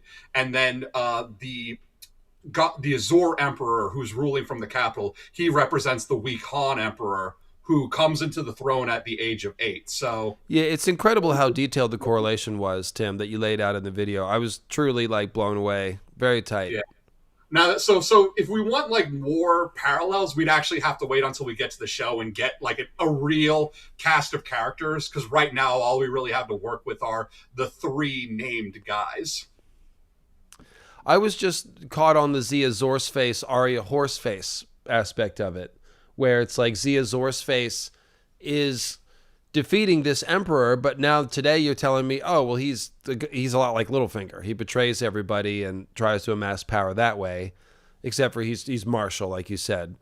So if we think about Zia Zorse face leading an army, like uniting the clans of the Jogos Nhai and being this Jatar, well, it sounds like Arya uniting the Wolfpack and sort of defeating Littlefinger's armies, or at least his machinations in the north. So I think this is, I mean, what we saw in the show is pretty obviously just made up by the show, but I have no doubt that Arya and Sansa will both have a part in taking down Littlefinger. So that, I think this pretty much confirms that. So I didn't know that though until I knew that Lo Bu was a Littlefinger type character, or based on a Littlefinger type character from Romance of the Three Kings. So that's pretty dope. And this shrinking sea here reminds me a lot of the Aral Sea, both because of where we are on the map and because of just the way it looks. Yeah, and this is what I was talking about with this. You've got the shrinking sea, and then there's the Great Sand Sea. But these were at one point great waterways. But in the time since the fall of the Great Empire, the dawn, since the ending of the Long Night, however the Long Night affected the East, there has been this widespread desertification. And then the further east you go, once you get past the 5 forts and the Mountains of the Morn, then it gets even worse, because then you get the Grey Waste, which is just this vast frozen desert, and the Cannibal Sands, and the Bone Town, and that whole dry gulch. So yeah, Muscovy sounds a lot like Muscovy. Mm-hmm. So this is kind of like Siberia here. Yeah, it really is Russia and Siberia, sitting right next to Siberia. There are Cannibal Sands in Russia. I could confirm that. And if you look at this Great Sand Sea, it's a little bit like the Tarim Basin. You know what I'm talking about? That big oval desert you can see just north of the Himalayas. It's like very easy to see on the map. And the Aral Sea sadly is gone. Yeah, that's a whole thing. It's a total climate disaster. Somebody asked earlier, where is India? So George has used a lot of Vedic Indian mythology in the creation of Dany and the Khaleesi stuff and all the Drogon as Vritra. And there's a bunch of stuff that I talked about that in my video called The Vedic Indian Origins of Dany and Drogon. However, I don't know that there's one geographic place that is India. You might think about pre-Long Night Ashai. It's on the wrong side of China. In if ET is China, it should be on the other side. But it's got a similar shape. And given that this was the home of the Great Empire of the Dawn and the size of Ashai, we can infer that this peninsula used to be massively populated and highly advanced in the most remote epoch. And that sounds like sort of the more mythical history of India, as well as the fact that India is so populous, and also the Indus Valley was very advanced for its time. So I think that could be a loose thing there. There's also a little bit of India in Volantis with all their elephants. Like Volantis is a little bit playing on like towns in Italy that are half underwater and stuff like that. But all the elephants and the cultural feel of Volantis definitely reminded me of India. Yeah, if you see my joke videos, SOs be like, I made Volantis India. And somebody asked me, they're like, well, why is Volantis India? And I was like, well, tigers and elephants, hot as hell, rigid caste system, it's India. Yeah, well said. That's right. I knew there was more to it. the caste system is very rigid there. Good point. Yeah, for me, Shai, I always thought about more of like the Kingdom of Siam. Shai being more like a Vietnam, Cambodia, Laos type situation. Oh, yeah, okay. I could see that, Ashai is mostly based on like, Mordor and fantasy things like that. I mean, it's a pretty fantastical. It's George's Mordor, which leads to the idea that maybe some of the mountains of the Morn are they volcanoes? Are they just like dormant volcanoes? Because you have volcanic islands right off the coast of Ashai, and those are other places where dragons are said to dwell. And yes, Sothorios is in the position of the African continent. I don't want to draw too many parallels because Sothorios is, again, a place that has been transformed into a more fantasy, type of place. But it's also capturing some of the European view of Africa during the early days of exploration and colonization, exploitation, obviously. Where it's like, oh, the dark continent, we're not sure. It's all, the jungle's very scary and we don't understand the natives. And there's definitely that sort of perspective there. But it also leads into my theory, my famous theory, about the Summer Islanders, who are, loosely parallel to Africans or people in the Caribbean and some other places, maybe came from Sothorios because they have legends of, we tried to set up colonies on Sothorios, but we were chased off, and so we don't go there anymore. But I propose that that's actually a backwards legend, that they did in fact come from Sothorios.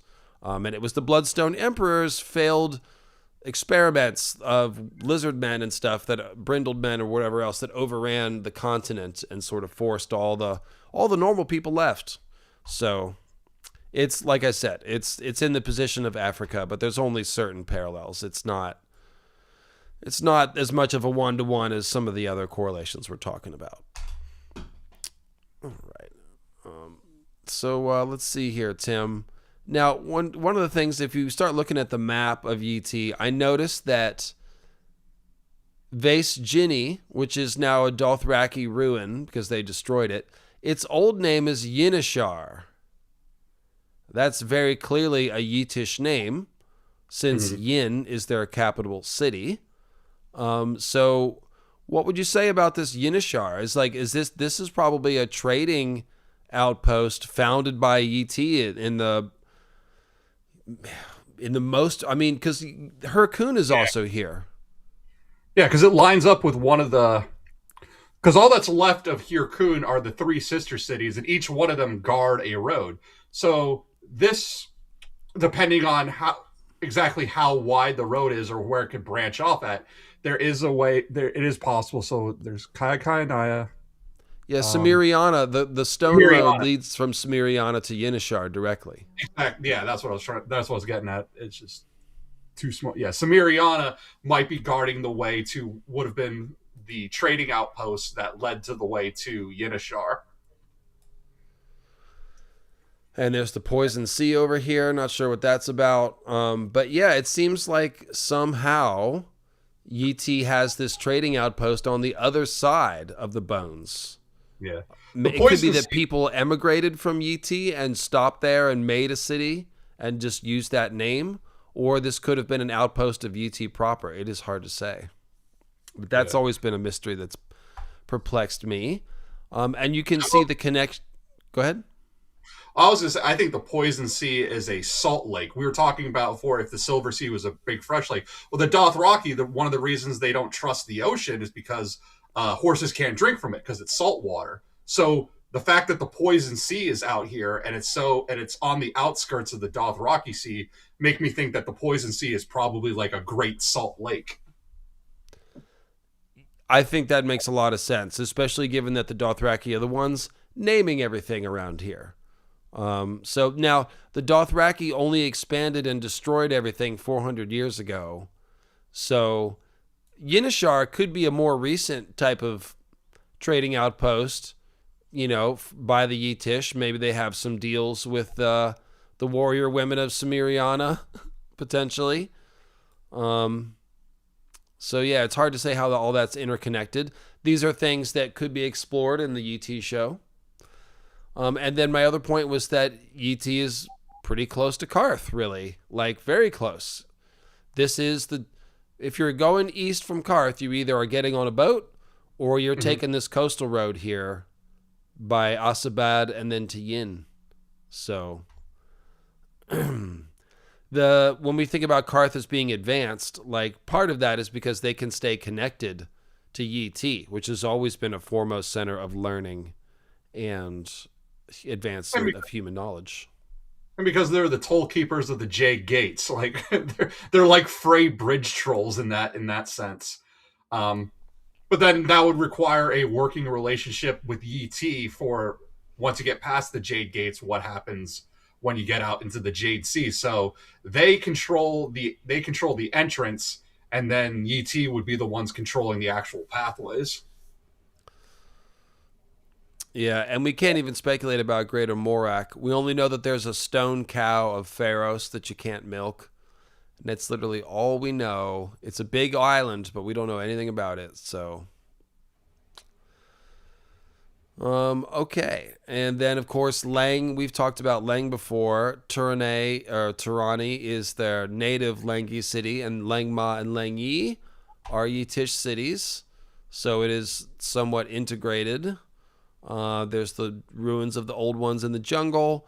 And like I said, the zebras are native to this biome here, as are tigers and monkeys and other animals like that. The Isle of Whips sounds inviting. No, the Isle of Whips is where they break slaves to the whip. And yes, I do need a Red Bull. Tim, I'm going to go get a Red Bull. Can you kick some more YT flavor for a second while I run and grab a drink?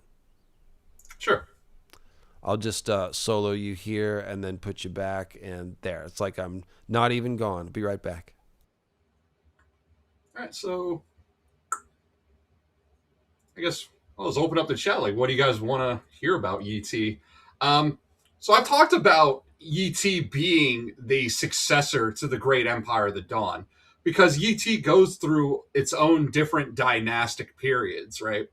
And some of them last a really long time. Some of them are very short-lived.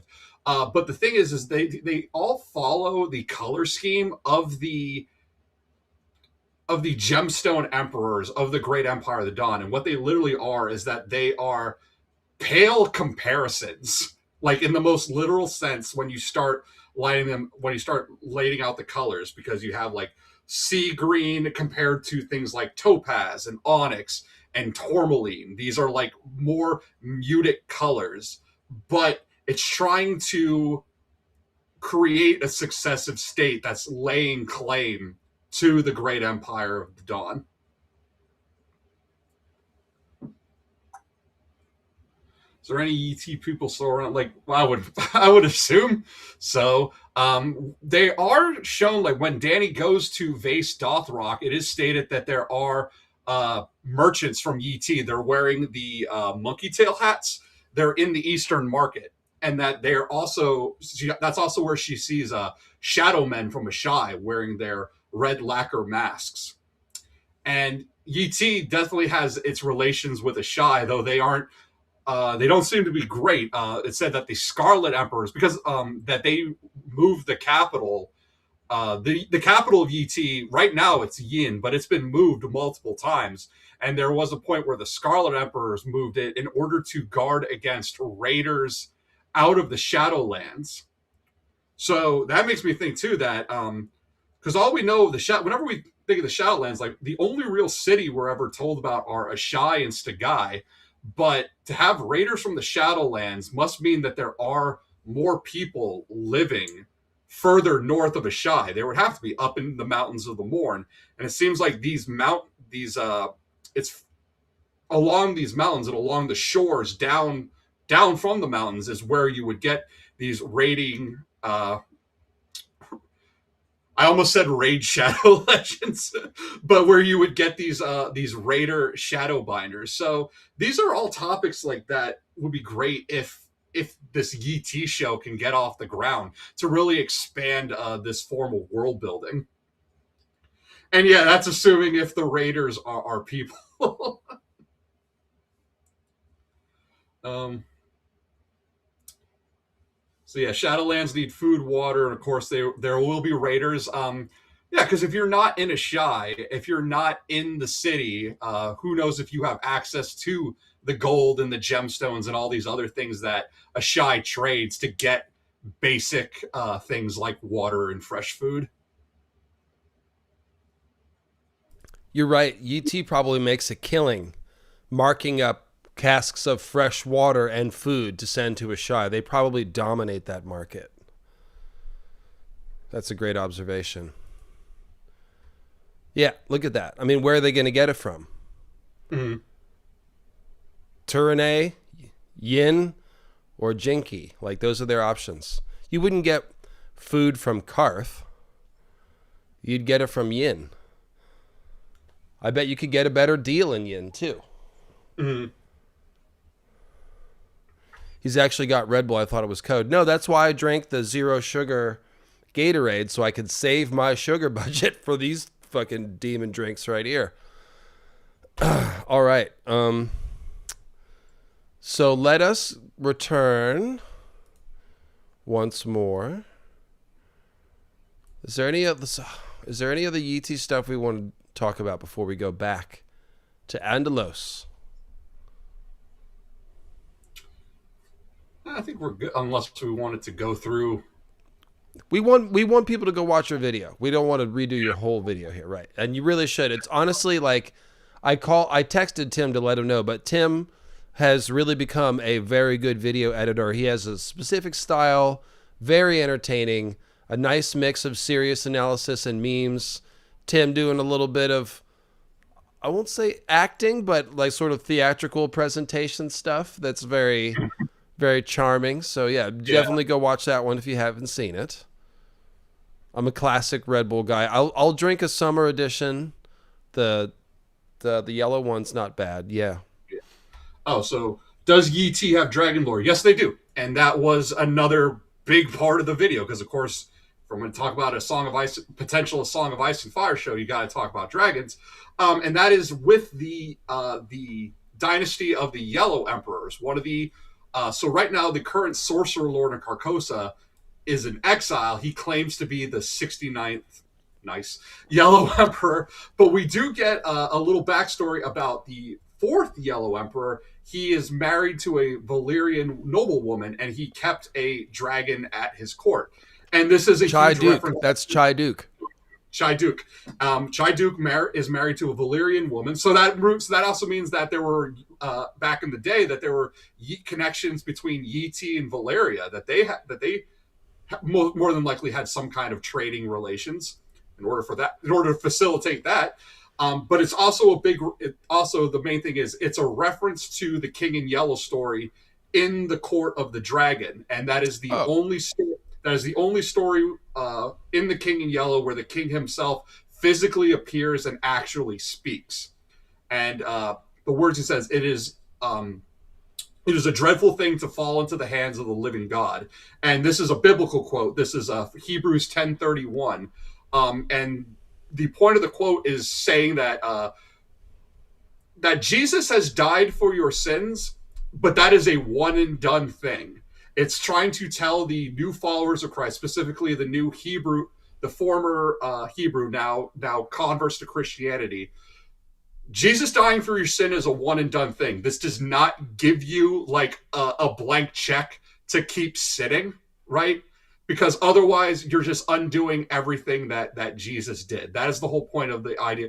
So it is a dreadful thing to fall in the hands of the living God, saying that Jesus has forgiven the sins that have been committed. Now it is on you to be better people in the future and not sully that sacrifice. The idea is that having gained this knowledge of enlightenment, if you will, the standards for you are higher now. The expectations are now higher, not lower. Yeah. So when our main character in the Court of the Dragon falls into the hands of the Yellow King, that is a complete bastardization of that, right? Because falling into the hands of the Yellow King, first of all, he's comparing himself to a god, And yes, it is a dreadful thing to fall into the midst of the King in Yellow. There is no salvation there. It is only madness.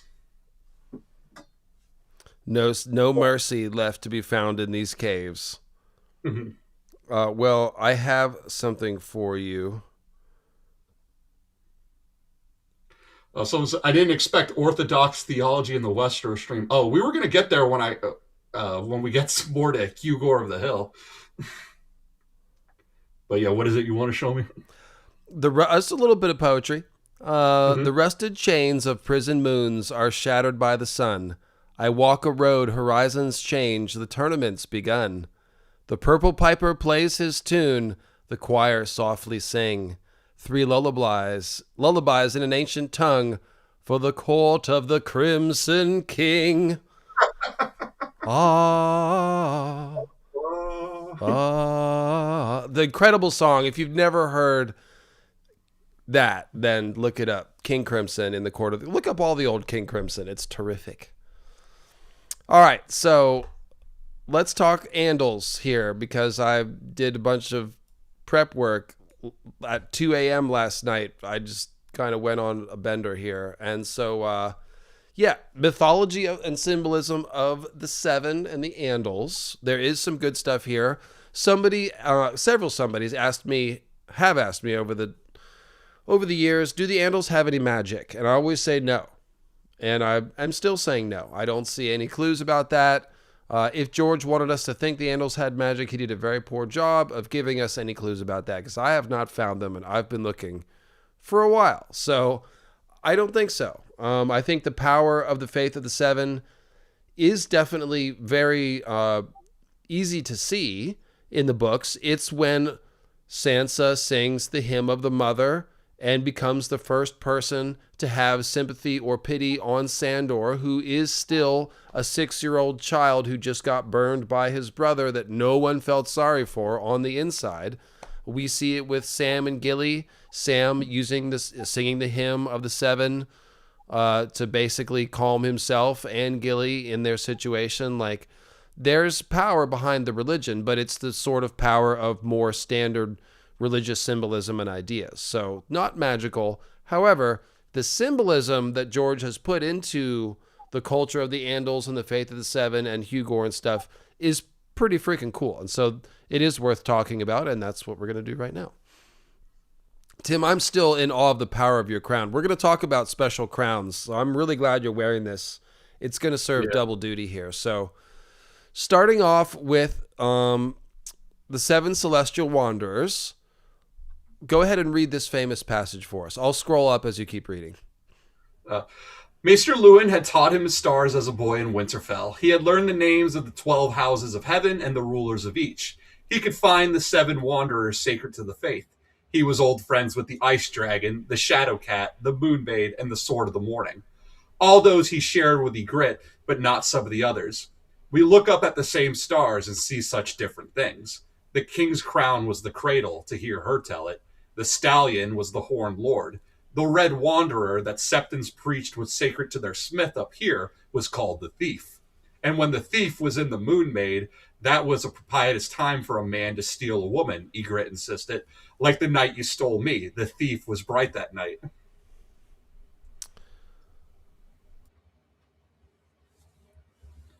And so then we have the correlation. The father is Jupiter, the warrior is Sun, the smith is Mars. That would be, because the Red Wanderer. That's the one that I sort of disagree with.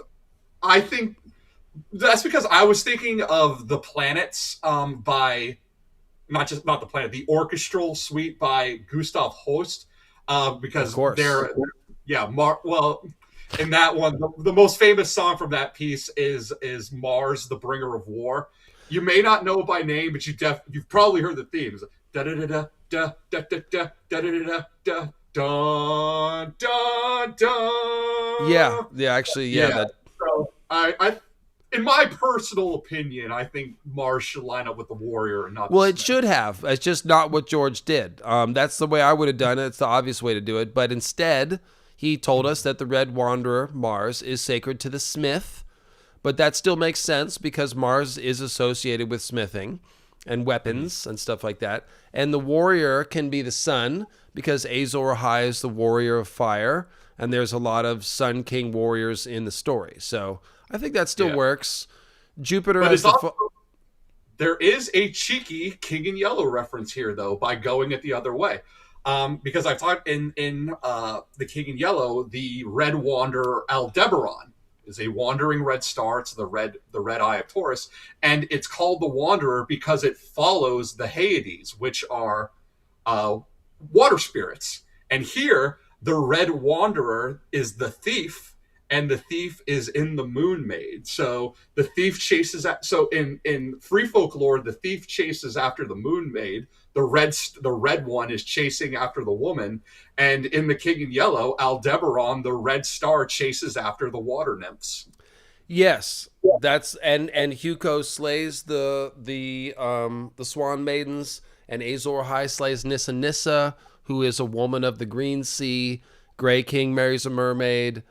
Durn God's Grief marries a mermaid. Like, all of this marrying the mermaid stuff is basically talking both about First Men and Deep Ones, but in the mythology sense, it's talking about Nissa Nissa as a mermaid of the Weirwood Net, of the Green Sea. And so that's cool. I didn't know about that. But basically, go ahead. That's why I said, like, why Euron lines up so well with the King in Yellow. Again, why the King in Yellow is so important, why I talk about it all the time, is because the Red Comet is a stand-in for Aldebaran. The Red Comet is a wanderer. It is a red star. It is a bleeding star. And so, obviously, George, when he talks about the Red Wanderer as Mars, it's also doing work about the comet. And so the thing is, Azor Ahai, like, all of this is Azor Ahai Nissa Nissa stuff. All right? Like, the warrior, as, again, warrior of fire. Azor Ahai, he is the smith. He's the one forging Lightbringer, heat, hammer, and fold. So, like, there's multiple Azor ideas present, and we're talking about Jon stealing Ygritte, which is another Azor Ahai and Nissa Nissa scenario. That's why he almost kills her with the sword, but doesn't quite. It's just a variation on the theme there. So, to be clear, this is my speculation. The only one that we know for sure is Mars and the Smith. I think the next one that is the most clear is the Moon and the Maiden. Now, you could give either Venus or the Moon works well as the Maiden in the abstract sense. However, there is a constellation called the Moon Maid. So I'm guessing that this is a Westerosi constellation. So this is Andal astronomy here. So I'm guessing if they have a constellation called the Moon Maid, that the moon is associated with the Maiden. Just makes sense that would be the case. And so that leaves Venus as the mother. But you could flip-flop those very easily. It's much of a muchness. Venus gives us our Lightbringer ideas, our Morningstar ideas, and those are associated with Nissa Nissa. So now the crone being Saturn, because Saturn is Cronus, and also associated with time and prophecy. Cronus is like a very old, like, he's older than Zeus the father, okay? So that's why I think crone is Cronus. And the stranger as Mercury makes sense, because Mercury is kind of the trickster, and he's associated with both Hermes and Odin. And the Greeks, the Romans rather, they associated Hermes and Odin, which is Mercury. And so Odin is the stranger. He is the wanderer from far places. So that's where I came up with my stranger Mercury correlation. But I just want to be clear, this is my best guesswork. So you can feel free to disagree or make arguments in the chat. I'm reading some of the stuff you're saying here. But that's how I did it. Yeah. Going on Venus and the moon possibly being interchangeable, like the idea of the moon as the mother. So moon blood, right? So that's period blood, which represents when a woman physically is able to bear children. Not emotionally ready, but strictly physically ready. Yeah, Rhaegar. And then the idea of the moon being an egg and dragons hatching it from it, that is to say the moon gave birth to dragons. So that would be more mother moon symbolism. Yes. So it's very they're all the ideas are kind of interchangeable there because George is basing his whole Birth of Dragons thing on both Venus and Moon mythology. So, yeah, but the Moon and Venus are both very obviously feminine associated things in our collective culture. So it's one of those two. You can flip it however you want. But again, I went with the in-world lore of there being a constellation called the Moon Maid. And Jamie has a scene where the moon is near the Moon Maid, I think, as well. Yeah. And then another, of course, it's here again. There's another King in Yellow reference. I've talked, so because Mercury is a red planet. So again, go back to Red Star and Aldebaran. In the King in Yellow, when the king is first introduced in the play, his character notes title him as the Stranger. He shows up at a masquerade in Carcosa where the Queen Casilda demands that he removes his mask. And that's when he gives the famous reply, "I wear no mask," basically saying that implying that this is his actual face. But yeah, before he is the King Yell, when he's first introduced, his title is the Stranger.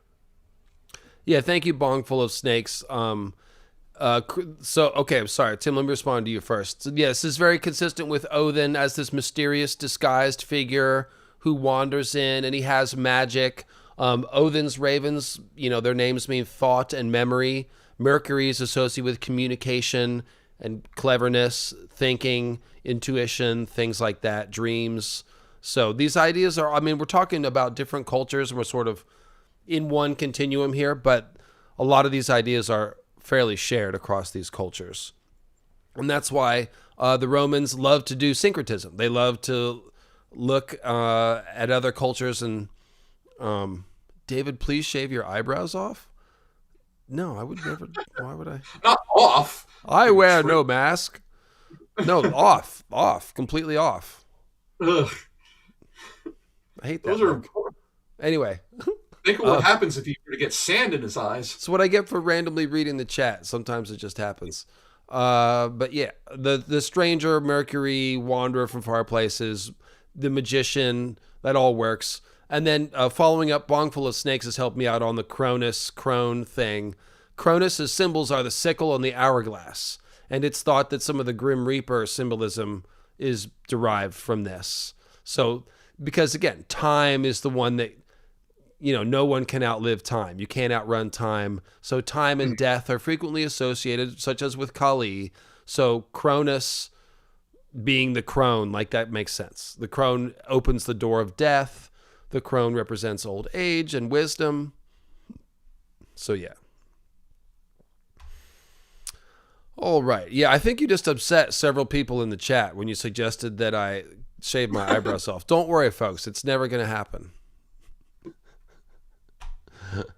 And so, Tim, I'm definitely going to let you read this. There was an attempt to syncretize, if you will, or harmonize, I think is the right word, the worship of the drowned god and the faith of the seven during this brief era where there were 3 Ironborn kings who were attempting to adopt the faith and get all the Ironborn to go along with that. And of course, they wouldn't because they're recalcitrant pirates.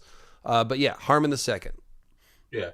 Though Harmon II accepted the 7 as true gods, he continued to do honor to the drowned god as well. And on his return to Great Wick, spoke openly of the 8 gods and decreed that a statue of the drowned god should be raised at the doors of every sept. This pleased neither the septons nor the priests and was denounced by both. Perfect. So, when you try and please everyone, you please no one. In an attempt to placate them, the king rescinded his decree and declared that God had but 7 faces, but the drowned god was one of those as an aspect of the Stranger. Now, that does make sense. The drowned god is kind of a death-associated god in many ways. It sort of suits the Ironborn to worship the Stranger, so you could sort of see how that makes sense. However, this is classic mythical astronomy. This is one of the first things I found way back in 2015 when I was doing my little theories on Westeros.org. Actually, they were large, but on Westeros.org. This is about the second moon. So the 7 celestial wanderers, as you've just seen on this. Your mic went out. Your sound went out. Am I back now? Yeah, now you're good. Oh, okay, I know what I did. Never mind. Okay, so the seven celestial wanderers that we've been talking about, it's the 5 planets visible from Earth, which would be Mercury, Venus, Mars, Jupiter, and Saturn, and then the sun and the moon. And they're called wanderers because they don't move with the rest of the canopy of stars. The rest of the stars appears to move like an umbrella, like it was all printed on the underside of an umbrella. You spin the umbrella, that's the Earth's axis is turning, and everything rotates together. But then the planets, which look like stars for the most part, they're moving in totally different patterns because they are inside our solar system and not part of the canopy of stars that's millions and millions of light years away. And so that's why they are the wandering stars. Okay. And they're smart enough to group the sun with these stars too, but they're basically just heavenly lights. So the moon, the sun, and these 5 planets. And so if the planetos Earth, which we call Girth, if it used to have 2 moons, which the Carthian legend says that it did, and which we think that's probably right, then there would have been 8 wanderers. And so here we have this little funny story with way too much detail, which is always a place you want to look for hidden meanings, about this time when they tried to say that the drowned god was the 8th god of the 7.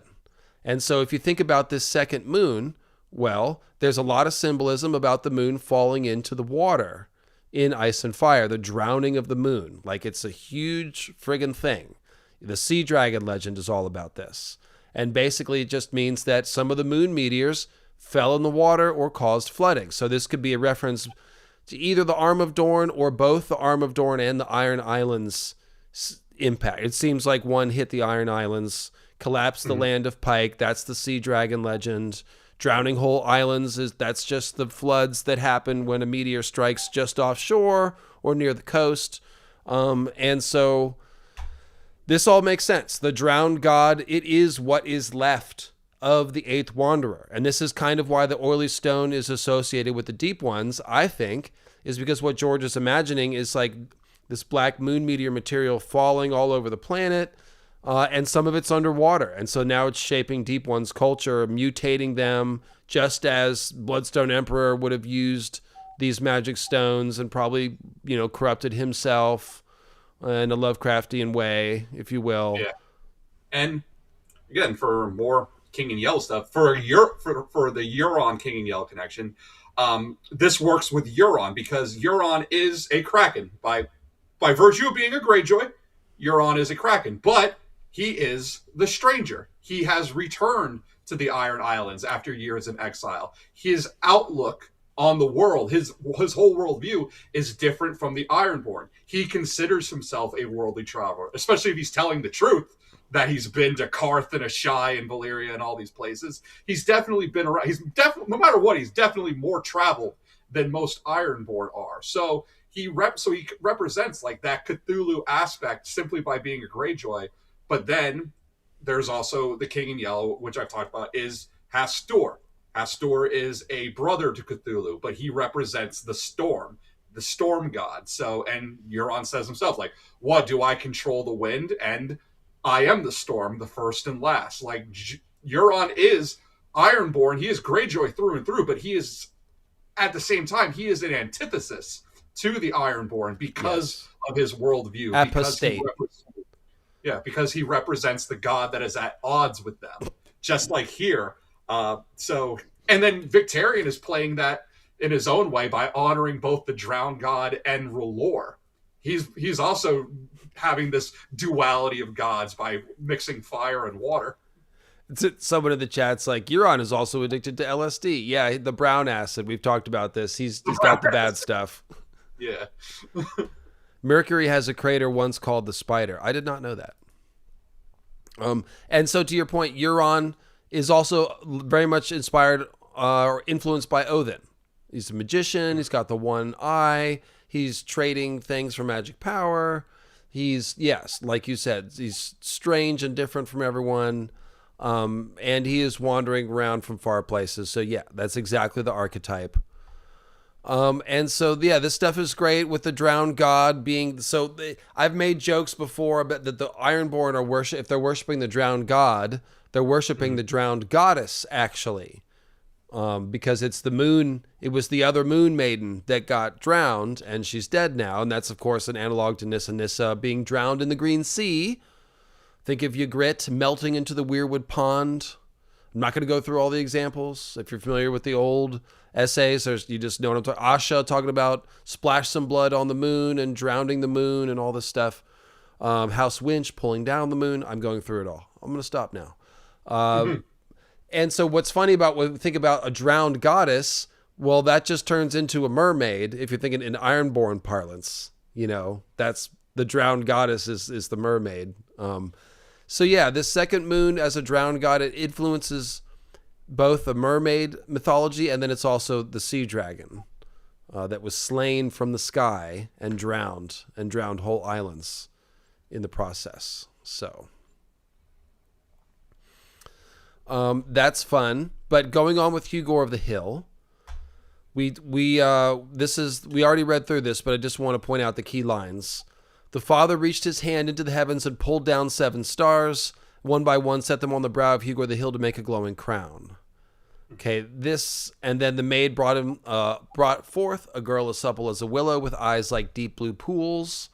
And Hugor declared he would have her for his bride, so the mother made her fertile, and the crone foretold she would bear the king 44 mighty sons. The warrior gave strength to their arms, whilst the smith wrought for each a suit of iron plates. So this is the Azor Ahai monomyth.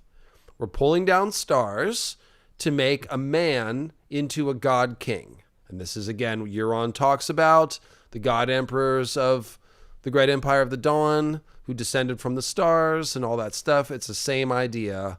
And Azor Ahai as the Bloodstone Emperor pulling down the moon, casting down the true gods, worshipping the black stone, which is the moon meteor. So this is the same thing here. He's got a crown instead, but it's a crown made of stars pulled down from the sky, and there's 7 of them. So if you think about the gods of the Andals are the 7, and they're associated with the 7 wandering stars, this is like Hugor Hill casting down the gods.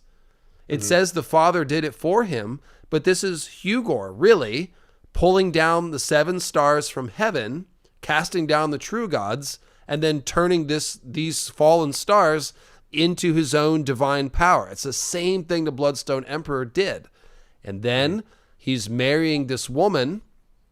This is a water woman. She has eyes like blue pools, and willow trees grow by the banks of rivers. And so and it makes sense. Everyone's, like Tim said, river valleys are where civilizations begin. So of course there's a river, but this is a water woman. And Hugor Hill here, he's marrying her, but as Hugo, he is killing the Swan Maidens, who are water women. And again, this all goes back to Nissa Nissa being a woman of the Green Sea. But you can see that this is the monomyth here. The woman, maybe we're having children, maybe we're sacrificing her to the gods. Because remember, it said Hugo killed the Swan Maidens not for their crimes, but to sacrifice them to the gods. And that's just what I'm saying Azor Ahai did with Nissa Nissa. He sacrificed her to gain access to the Weirwood Net and all that stuff. So it's the monomyth right here. And slaying the 7, I just talked about that. So that's pretty cool. And I don't think that means, again, that Hugor of the Hill is Azor Ahai. It just means that George is, embedding the monomyth everywhere, I think. But that's definitely it. So, and this is what I wanted to get to, because with this whole pulling down the stars thing, because I went a different direction, and I was focusing more on this idea that we've discussed many times of, is Azor Ahai the bad guy? And it's like, because we've talked about him being a dark Christ figure, especially with this religion and its Messiah coming out of the Shadowlands. It's like, oh, you're going to tell me that the religion that demands that you worship only him, that no other gods can be worshipped, that demands sacrifice, and it's coming out of the area where nothing is forbidden, no taboo can go unpunished, that blood sacrifice, necromancy. It's like, it makes sense that maybe the god and the messianic figure of this religion maybe isn't a good guy. Well, this goes to pulling down the stars. Revelations, the fall of Lucifer, and a third of the angels as falling stars. Now, we know Lucifer means Lightbringer, but that is Lucifer is the Latin version. If you take it back to the original Hebrew, the name is Halel ben Shakar, which translates to Shining One, Son of the Dawn. So it's more of this, all of this great stuff that's coming out of the Great Empire of the Dawn. And after the Great Empire of the Dawn fractures and everyone starts moving out and goes in all different directions, we see like elements of what was the main religion in the Great Empire of Dawn, most likely the religion that was then bastardized by Bloodstone Emperor when he came to worship the Black Stone, but then taking root into new areas when refugees from the Great Empire come into contact with new people groups. And then this is how you create new cultural myths. And that is why we see like how this Far Eastern myth coming out of Ashai finds itself so deeply rooted into places that are so far away from it. Yes, I that was my conclusion as well in the first Dothraki video, is that not only because it was the religion of the Great Empire of the Dawn, but because literally the stars fell and it caused a long night and it gave a couple wizards a lot of power and a couple magic swords. So it's logical that this is something that would be remembered in all these legends, right? But the thing I'm getting at is like, but what if when we trace it back, it's actually coming, the offshoots of this religion that originally came from is actually to a dark Christ, a dark messianic figure, right? That is that would be the subversion, that the hero, like that this great hero all along was actually the major villain, and we've been following a dark Melisandre and all of her work and Makoro, and it's all in the greater cause of a dark Christ. Yeah, I do think that's largely true. I think there's some ambiguity in, like, when he shows us House Dane giving us Sword of the Mornings and Swords of the Evenings, it kind of says, like, it's a power that can be used different ways. You know, it's not like one bloodline is all bad or one power is necessarily all bad. It could be something like that. It's like Zoroastrianism. Like, you got your god of light and your god of darkness, but they're constantly at odds, and neither one is ever going to truly dominate the other, but that's not going to stop them from trying. Right, and at some level it becomes almost like a Buddhist expression of just positive and negative, just opposing forces or whatever. But yeah, we've all got our id and our shadow and all that stuff. What was I going to say? Earlier in the chat a second ago, people were talking about Cronus and Oranos and the sickle. It's some really cool mythology, and that is also in Ice and Fire. If you haven't seen it, check out the stream, Old Nan's Spooky Night Fort Tales or Legends of the Night Fort, something like that. I did that one right after my Black Gate, my Horrible Fate of Bran the Builder video, which is about Bran the Builder becoming the Black Gate Weirwood Face under the Night Fort, and it takes off the legend of Bran the Blessed, whose head is supposedly under the Tower of London and all that. But during the course of doing that, I talked about Serwyn of the Mirror Shield and, not Serwyn of the Mirror Shield, Simeon Star Eyes, who has the double-bladed spear that he spins around and all that. That's a bunch of Cronus stuff, and it's all anchored to the Night Fort and the Weirwood Tree and the Cosmic Axis. And I think I did the full exploration of that one with, thanks Tommy of Then just dropped the link in the chat. Legends of the Night Fort, Old Nan's Spooky Night Fort Stories. That's the one. So if you want more Cronus stuff, check that out. If you haven't seen it and you know the Cronus mythology that well, then you will definitely like that. And then yes, the seven Swan Maidens, if we're talking about the 7 stars, probably a reference to the Pleiades, which is also known as the 7 Sisters, and that's a constellation that's been in a lot of human mythology. So no doubt. It's another star cluster that parallels the Hades. They're both water nymphs.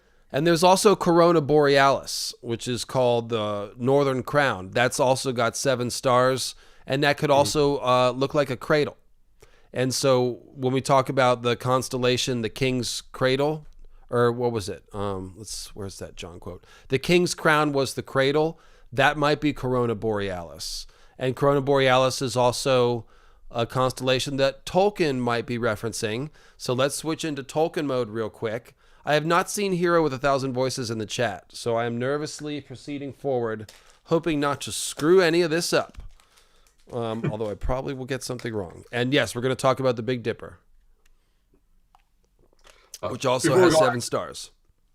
I just want to point out another thing about the Pleiades, like just how the Hades have Aldebaran, the Red Wanderer, which is a red giant. In the Pleiades, there's what's known as the Hidden Pleiades. It is the star Seleno, and that is a blue giant that stands behind the Pleiades. So you got your red and your white in both of these star clusters representing water nymphs. That's cool. And of course, we've talked about Nyssa of the Greek water nymph. That's a class, the Nyssidae or something like that. Okay. So this, as you guys know, this whole myth of Hugor having 7 stars pulled down for his crown is directly inspired by the legend of Durin the Deathless. This is the first Durin dwarven king who built Moria. Okay, Khazad-dûm, I guess, is the original name. So this is from Tolkien Gateway. Durin's crown is a constellation of 7 stars mentioned in the lore of the dwarves. According to the legend, it appeared as a crown above Durin's reflection in Mirromir, which is a lake, a little small lake in the shape of a spear or an arrowhead, and it's right in front of the doors of Khazad-dûm. Those are the ones where Elrond goes up. It's like, speak, friend, and enter, and they open and they go into Moria or whatever. That was originally called Khazad-dûm. Those are Durin's doors, and on the doors is a crown and 7 stars, okay? And so the legend is that Durin looked in and saw his reflection in the pond, and he saw 7 stars sort of overlaying on his head as a crown. And so he took that as a good omen and built Khazad-dûm in that valley, and there a Durin stone was set there to commemorate the location and the event. Now, it is thought that this may be the constellation, the Tolkienic constellation of Vala Circa. Probably not saying that right, but it's the sickle of the Valar. So Circa means sickle, and Vala is referring to the Valar, who are the gods of this universe. And the sickle of the Valar is almost certainly the Big Dipper, because it looks like a sickle. And also because Vala Circa is also called the Wain in the Tolkienic universe, as well as the Plough. The Plough is the old British name for the Big Dipper, and the Wain brings us to the Ice Wagon. The Ice Wagon is a constellation from a different George short story. I forget which one. If the chat would let me know. I have forgotten. I've disassociated it from the story. But in a different story, George says that the North Star is in a constellation called the Ice Wagon. So in Ice and Fire, obviously, it's the Ice Dragon. But in a different story, it's the Ice Wagon. And they said the folklore around it is that the Ice Wagon is the cart that brings the dead to the afterlife. Okay, so he got that apparently from Tolkien, who called the Big Dipper the Wain, the wagon. Okay, and so, yeah, this is all Big Dipper stuff. Also, the Big Dipper is perceived as a wheel. In fact, the origin of the swastika symbol, which again, certain people in 1940s Germany misused, and so we now have a different association with that symbol. It is, of course, a very old symbol, going back thousands of years in many, many cultures. You've probably seen the Hindu version of it, which is reversed, and the arms are curved at the very end instead of squared off. But that symbol is called the Philfot and a couple other things. Yeah. It is thought that it is based on the Big Dipper, because if you take the Big Dipper at 4 key points of the year, like the border of the seasons or whatever, and you just rotate it around, then that gives you that symbol. And so it is seen as a wheel. It's the wheel that turns the cosmic axis, if you will. And so that's why George created an Ice Wagon constellation that contains the pole stars, just riffing off of human mythology, and he's following in the footsteps of Tolkien, who apparently did this as well. So that's the sickle of the Valar. That is one constellation that the Tolkien theorists have said maybe those are the 7 stars that Durin saw. But other people Before I move on, there's more Ice Wagon stuff. So George put some Ice Wagon stuff in Ice and Fire as well because of House Waynwood.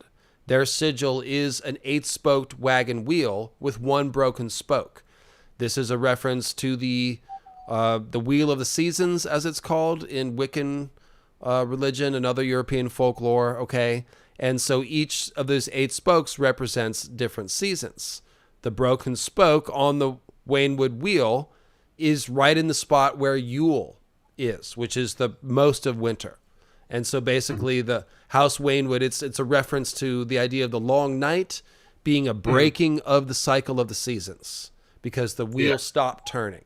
It stops in Yule, which means it stops in winter. Right. And then you have the Ice Wagon that's supposed to bring the dead to the afterlife. It's broken. Its wheel doesn't turn. And so the dead instead rise as white, so they don't get the piece of the grave. All right. So then George complements that because not only is there House Waynwood, there's also House Wayne in the Riverlands. Their sigil is 4 wheels, it's blue and white. And there's a fellow named Utherides Wayne, who's one of Catelyn's footmen. You can see the name here, Utherides. It's Utherydes, but that's just other rides. Other rides the Ice Wagon. And if you look at the Ice Dragon, the blue star is either the eye of the Ice Dragon or the eye of the rider of the Ice Dragon. So who rides the Ice Wagon? Obviously, it's an other, bringing you to the afterlife or whatever. So yeah, Utherides Wayne is just a cheeky reference to the Ice Wagon constellation and the others and stuff like that. Love that. I've said that before in the 10 years that I've been doing this, but I always like to bring that up. It is very clever and fun. And so the other constellation that Durin's crown could be is the Corona Borealis, which I just mentioned. It's called the Northern Crown. It's also called the Cradle because it looks basically like a U shape. And those stars are very close together. So it's a nice, neat little shape. This is literally a northern constellation that is a crown. And the idea that it's the cradle also works because Durin is giving birth to a civilization kind of here, just as Durin Godsgrief was. So, why is George taking this dwarven mythology from Tolkien and applying it to the Andals? Because the Andals are smiths, like the dwarves. And then we have Tyrion wearing the name Hugor Hill, and he's a dwarf. And when he presents himself as Hugor Hill, Holden Halfmaester says, "Are you a little king or a little bastard?" Because in the Westerlands, Hill is the last name of a bastard, but Hugor Hill is the name of the first Andal king. Tyrion is both a king and a bastard because he is the son of Aerys. Check out my, what's that? Because I was gonna say because all dwarves are bastards in their father's eyes. Take Tyrion's line. Yes, but he's also literally a king's bastard. He's Aerys' bastard. So, and he's a dwarf. So here you have it all coming together with the dwarven king Hugor Hill.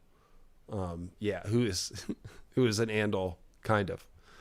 So that's pretty cool. And then Durin Godsgrief, who's named after Durin, the dwarven king.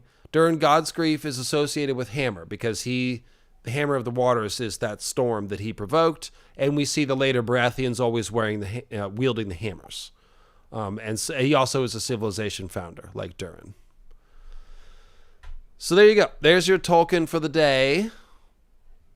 And we just got a little bit more here to go. Almost time for the NBA Finals, Tim. We gotta speed through this. The Septon's crown. This is sort of playing on the same idea of a starry crown. If you look at some of these quotes, it's an immense crown of spun gold and crystal that wreathed his head with rainbows whenever he moved. Actually, you know what?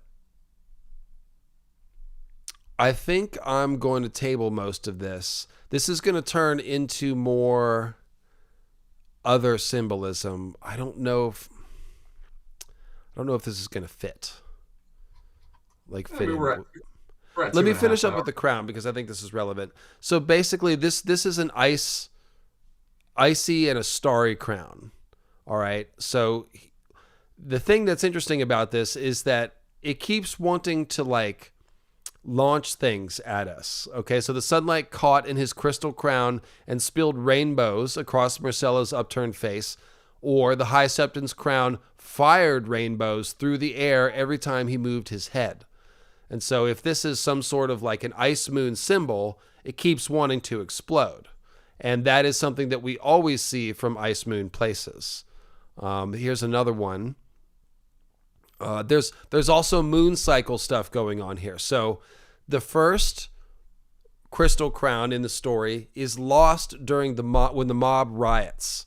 That High Septon was pulled off his horse. That was the fat one, and he was killed by the mob, and his crown disappeared. So somebody made off with that and sold it. Then Tywin gets another for the new High Septon, but then the High Sparrow shows up and he sells it.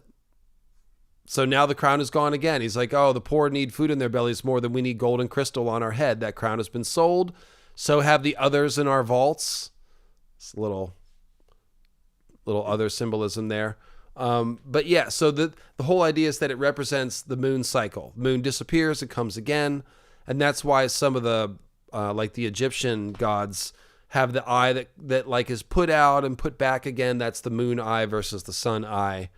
And then also when you look at the Sept of Baelor, it's got a dome. And when do they ring the bells at the Sept of Baelor? When the king dies.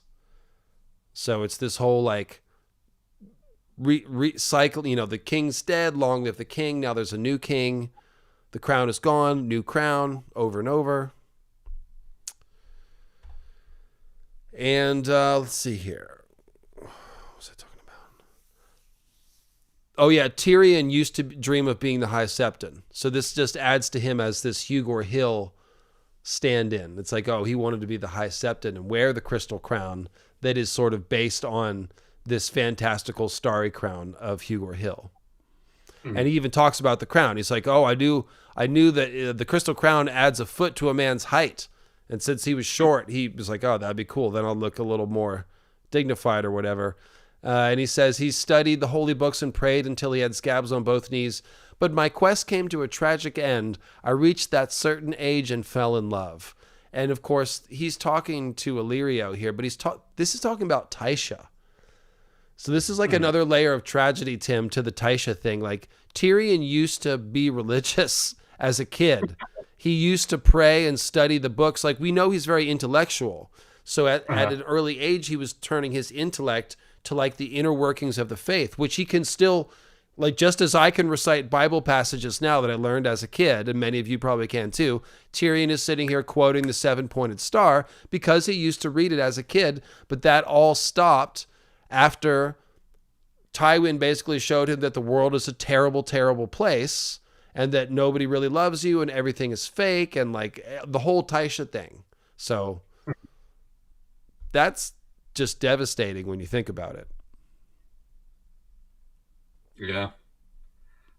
Oh, I was going to try and add levity by Tyrion wasn't going to stay celibate his entire life too, which probably also seems to be a requirement to be the High Septon. Yeah, right, yeah. If it's a 1-to-1 Pope figure. No, it's just like Tywin traumatized him and smashed his worldview so badly, his belief in virtue, that he turned from like kind of a religious kid into this sort of lecherous person, and we see Jaime and Cersei similarly, like are broken. Their moral compasses are very broken in different ways. Yeah. So when Allison brings up, like, I doubt Tywin would ever allow Tyrion being either Septon and Maester. And that is another point. Like, Tywin wouldn't allow Tyrion to be a Maester. It's like, for as much as Tywin hated Tyrion, he also would not allow him to take up anything that would make him give up the Lannister name, which would be like becoming a Septon would be leaving the family, devoting yourself to the faith, just like Maesters are supposed to go with the name. You're right. But he would have allowed him to take the black for the regicide of Joffrey. I mean, he knows he was completely innocent of that, but that was like the one exception. That was like last resort. And it accomplished Tywin's goal of getting Tyrion out of the line of succession. You know, so he could bring Jaime back in. But it seems more like the bigger, because allowing Tyrion to be a Septon or a Maester also would have removed him from the line of succession, but it would have been as in a role of serving others, which is something Tywin just could not stand. At least with the taking the black, it's the idea, well, you're serving the realm, you're not just serving another family, and you're not just serving commoners like a Septon would. Yeah, and Sam Tarley's dad, Randall Tarley, has the same kind of thing going on. Same way, wouldn't allow him to be a Maester. And look where it got him. Now Sam's going to go be a Maester. Yep. It's what happens if you try to control your kid's future, man. And so I forgot to mention this. Hugor, the name Hugor means thinker or clever. And so you see this is a name that George came up with because of the Tyrion scene. Tyrion wearing the name. So that's pretty cool. And so basically the other stuff I had on these notes, guys, is going back to the ice symbolism of the faith. And I guess we could just do it really quick. It's not going to take that long. You guys are familiar with it. Basically, you've got these two groups of warriors that are associated with the faith. One is the Kingsguard, and the other is the Warrior's Sons. And they have the same symbolism. And that symbolism is the others.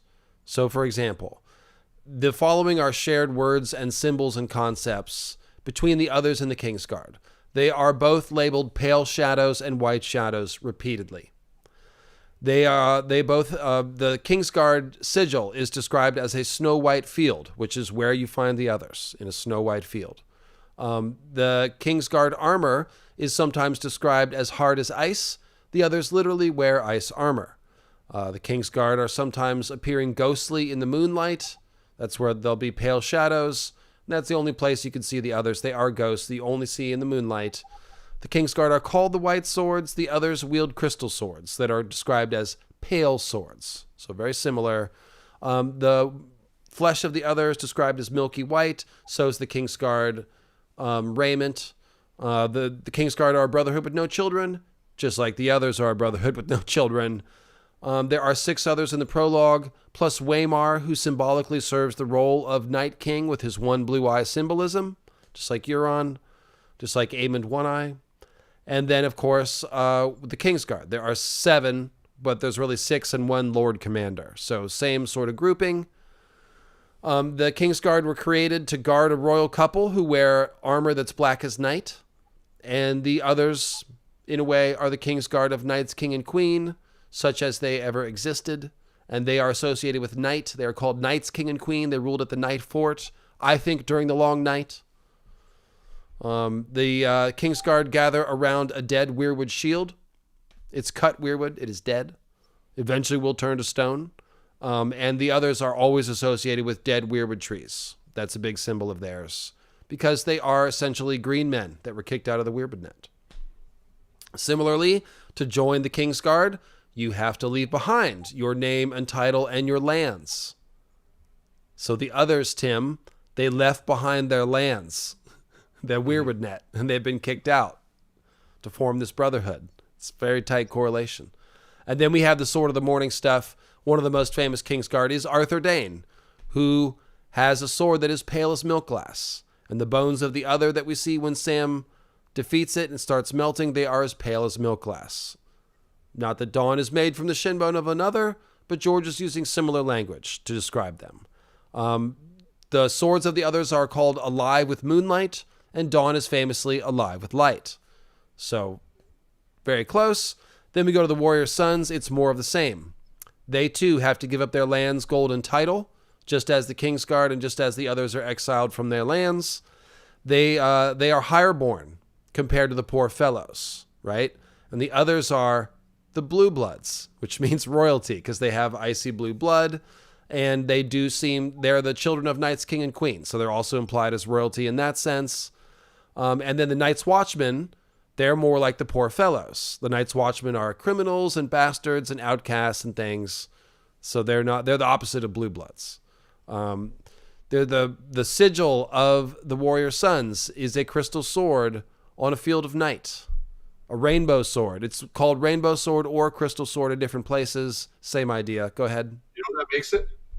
It's a rainbow in the dark. Oh, rainbow in the dark. I don't know the song. What song is that? You don't know Ronnie James Dio? I mean, I know who Dio is, but I guess I don't know that song. Oh, you don't know Rainbow? That's Rainbow in the Dark. I wonder if George intended for there to be clear analogies between the others and all the major players, as if they're everyone's sinister shadow. Well, kind of. We've seen George use the Azor High sort of framework over and over and over again, like it's kind of like a hero's journey thing. So in that way, yeah, the others are kind of like the dark id, the shadow. Yes, definitely. The exiled thoughts that aren't reconciled. Yes, very much so. And so, yeah, the warrior sons. The Night's King, by the way, was a warrior who knew no fear. So the warrior sons, the others are the sons of the Night's King. He is a warrior. All right. He's Azor High transformed, in my opinion. And so basically, yeah, their whole sigil is the crystal sword shining on a field of darkness. The others carry around crystal swords at nighttime. It couldn't be any more clear than that. And then we've even got the they got star-shaped crystals in the pommels of their long swords. So this makes their swords like star swords and crystal swords, and the others have star eyes and crystal swords. Then there's the inverted hair shirts. And I keep saying the others used to be green seers. So the inversion of the hair shirt is like turning a skin changer inside out. They've lost their skin. They've been evicted from their tree skin, etc., etc. And then, is there any chance Uzor is a Hodor of Azor? What do you mean? An old man trying to puppet a young body? I can't. I don't know. That's wild speculation. I don't know. I couldn't answer that. But I like the wordplay. Yeah. The other thing about the warrior sons, it says holy men, ascetics, fanatics, sorcerers, dragon slayers, so opposed to the dragons. There were many tales about them, but all agree they were implacable in their hatred for all the enemies of the holy faith. Doesn't that sound like the others? Implacable in their hatred, right? Yeah, and then all this other stuff too. Holy men, aesthetic, but then sorcerers, dragon slayers, demon hunters, and that all becomes another one of these, like, it's a Far East connection to something that shouldn't be here. So it just goes to show more of this, like, lingering elements, right, of the great empire of the Dawn having an effect even on something as far removed from it as the Faith of the Seven. Right. What demons and dragons are they hunting? Yeah, it's exactly. A very old idea. Yeah. And so the poor fellows, by the way, sound like fire whites. If you think about their sigil, their badge was the 7-pointed star red on white. So the star eyes are the mark of somebody that's been resurrected. Okay. So red star eyes would be a fire white, and it's red on white. So it's weirwood coloring and it's fire white implication. That's basically right in the Jon Snow Night's Watch wheelhouse. Jon Snow is going to be fire resurrected, but he's going to look like a weirwood. His wolf looks like a weirwood, and he's going to be a white, potentially with red star eyes. So this is the poor fellows again seem like the Night's Watch to the warrior sons. Yeah, and then the last thing I was talking about, the Sept of Baelor as basically an ice temple or a model of the ice moon. So the others come from Night's Queen. Her skin is as pale as the moon. So Night's Queen is like the ice moon, and her children are the others. And so here we have the Sept of Baelor. It's got a big crystal and glass dome. Okay. It's built on Visenya's Hill. On Visenya's Hill, Visenya who rides Vagar the Ice Dragon, symbolically, exactly right. And then so we've got, and then coming out of the Sept of Baelor are the warrior sons. The Sept of Baelor is built of white marble, which is compared to snow over in the Eyrie, which is another ice temple. And so, yeah, it's part of The Sept of Baelor and the Hill of Visenya are part of the Sun and Two Moons solar system, mini solar system of King's Landing, the red keep being the sun. The Hill of Rhaenys represents the moon that got destroyed, just like the Dragon Pit was a dome that used to be a home of dragons that cracked open when a dragon was trying to hatch out of it, and it burned in fire. This is all a model for that moon that cracked open and gave us dragons and all that stuff. So yeah, I've talked about this before. You guys are probably familiar. And then more of that dead king, the king is dead, long live the king stuff that always lies in state there. But Aegon was also crowned in the Starry Sept in Old Town. So it's the whole moon cycle of the king thing. Yeah. And then Baelor is the other clue. You know, it's called the Sept of Baelor, and Baelor has his statue. But this is all in Ice and Fire. George is using these Bael names to reference Balor of the Evil Eye, because just as Baelor the Blessed locked up his sisters, Balor of the Evil Eye locked up his daughter so that she couldn't give birth, because there was a prophecy that his daughter would give birth to someone that would destroy him. That was Lugh, and that did happen despite his best efforts. Similarly, one of the wives that Baelor the Blessed locked up was Dana the Defiant, whose son was Daemon Blackfire. This is for you, Tim. And so Daemon Blackfire, just as Lugh, he sort of brings down the dynasty that Baelor was his uncle was trying to protect. So it's a pretty good correlation there. And even Dana ties back to Danu, I believe. No, there's a different Dana figure who's locked away. I'm sorry, this is too foggy for me to remember. But basically, there's heavy correlations here between Baelor the Blessed and Balor of the Evil Eye. And in turn, we see that essentially all the Bael names are Night King names. So Baelor, who locks up his wives, his temple is an ice temple. And his statue is basically, because he's a dragon, his white marble statue is an ice dragon statue. And then we go north of the wall, where the ice dragon constellation is important, and we have Bael the Bard, a king beyond the wall who steals a Stark maiden. And then there's Peter Baelish, who steals Sansa Stark, and Rhaegar, whose name isn't Bael, but he's a bard, and he steals Lyanna Stark of the Blue Winter Rose. So these stories are all paralleling each other, and this all ties into these Night King figures of the name Bael and Balor of the Evil Eye and stuff. And all of it, again, is rooted to the Hill of Visenya and the Sept of Baelor. So it's just a ton of ice symbolism about the others and Night's Queen and all of that stuff. That's what all of the septs and all of the Andal castles, again, like the Eyrie, it's all the same symbolism repeated over and over. The same thing for the White Sword Tower of the Kingsguard, and on and on. So with the Starry Sept too, because you have in there, it's if the bells ring proclaiming the death of a king, but also the coming of a storm. Well, if Euron is crowned at Old Town, right? If he's crowned at the Starry Sept, that is the birth of a new king. Well, the proclamation of a new king. But Euron is the storm. He's the storm god. And I've said many times that Euron is the quintessential Lovecraft character. Well, then that means for that moment, the Starry Sept becomes a Church of Starry Wisdom. Because Church of Starry Wisdom is ripped word for word from Lovecraft. That is Haunter in the Dark. And that's why I've got this quote, the Starry Sept, it's made out of black marble. So it really gives off Cult of StarryWisdom vibes. It will be. So for a brief moment, the Starry Sept will turn into the literal Church of Starry Wisdom. And in the Lovecraft, the Church of Starry Wisdom, it houses, that is the final resting spot of the Shining Shapazahedron, the oily black stone that calls upon the Chaos God. It is buried inside the Church of Starry Wisdom. That is what our protagonist stumbles upon when he goes into this realm of forbidden knowledge that he was never meant to find. And so then we've got in this scene particularly, it says this is the Sept of Baelor here.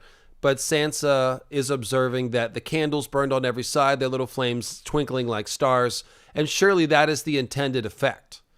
Like, the main sept is called the Starry Sept. Their gods are associated with the stars, so of course they want the inside of their temple to look like the starry sky. So it's very, very star-like, very astronomically based.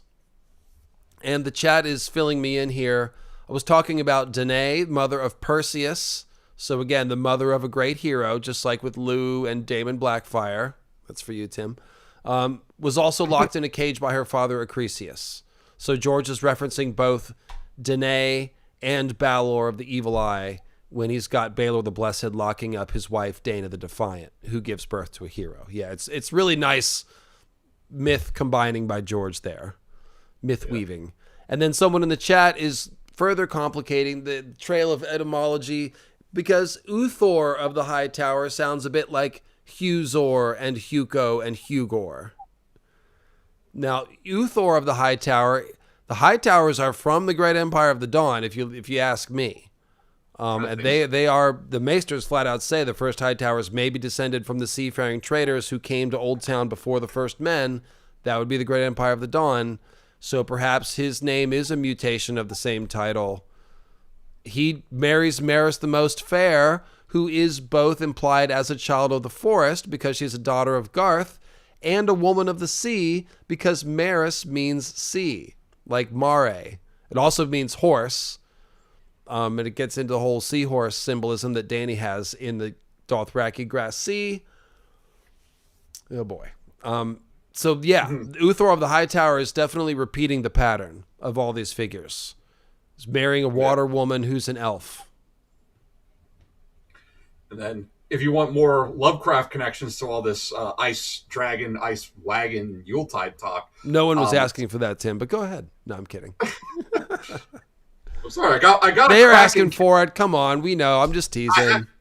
Dalton's here. I have one of the Kraken kittens in hand. I got to make another Lovecraft reference. So be it. On my channel, in the Lovecraft Holiday Festival that I did, the story, the festival in question is the Yuletide. The celebration is taking place in the town of Kingsport, and during it, there is a parade for the Yuletide festival where they don animal skins, horns, and masks, and they go parading off into a subterranean cavern. So they go into a cavern beneath the Kingsport, and that is where they find this is the introduction of the Byakhee. In the cavern below the Kingsport in the Yuletide, that is where they find the dead dragons. That's interesting. That's very reminds me of the skulls under King's Landing. Yeah. Super chat here from Ghost Dreamer talking about Nissa, Night's Queen, and Amethyst Empress all being the same potential person. The way that I can, so I'm pretty positive that Nissa and Amethyst Empress are related figures or the same figure. The question about Night's Queen has always been, is that Nissa's spirit coming back out of the Weirwood net? I go back and forth on that all the time. It's a big topic to open up, but it could be. That's like there's a spirit transformation in there. So Azor Ahai is not killing Night's Queen. Night's Queen is coming back out of the Weirwood net for Night's King, who is transformed Azor Ahai, potentially. But they could easily be different figures, too. We do know Night's Queen also has all the elf woman symbolism that Nissa does. So they are both elf women. Potentially the same women, potentially not. Hard to say. We did a 3-hour live stream called Moons of Ice and Fire where we debated that quite a bit. And I was going to do some eerie stuff, but I think this was like 4 a.m. I went to sleep here. But the eerie, I did a whole symbolism of the Veil stream. Again, 3 hours on all the symbolism of the Eyrie and its various castles. But yeah, it's another ice temple. And what's in the middle of it? 2 dead Weirwood thrones. Just as there's a dead Weirwood shield in the Lord Commander's tower, and just as the High Septon has a Weirwood staff crowned with a crystal orb, which is nothing more than the world axis and the ice moon that he carries around like a totem. So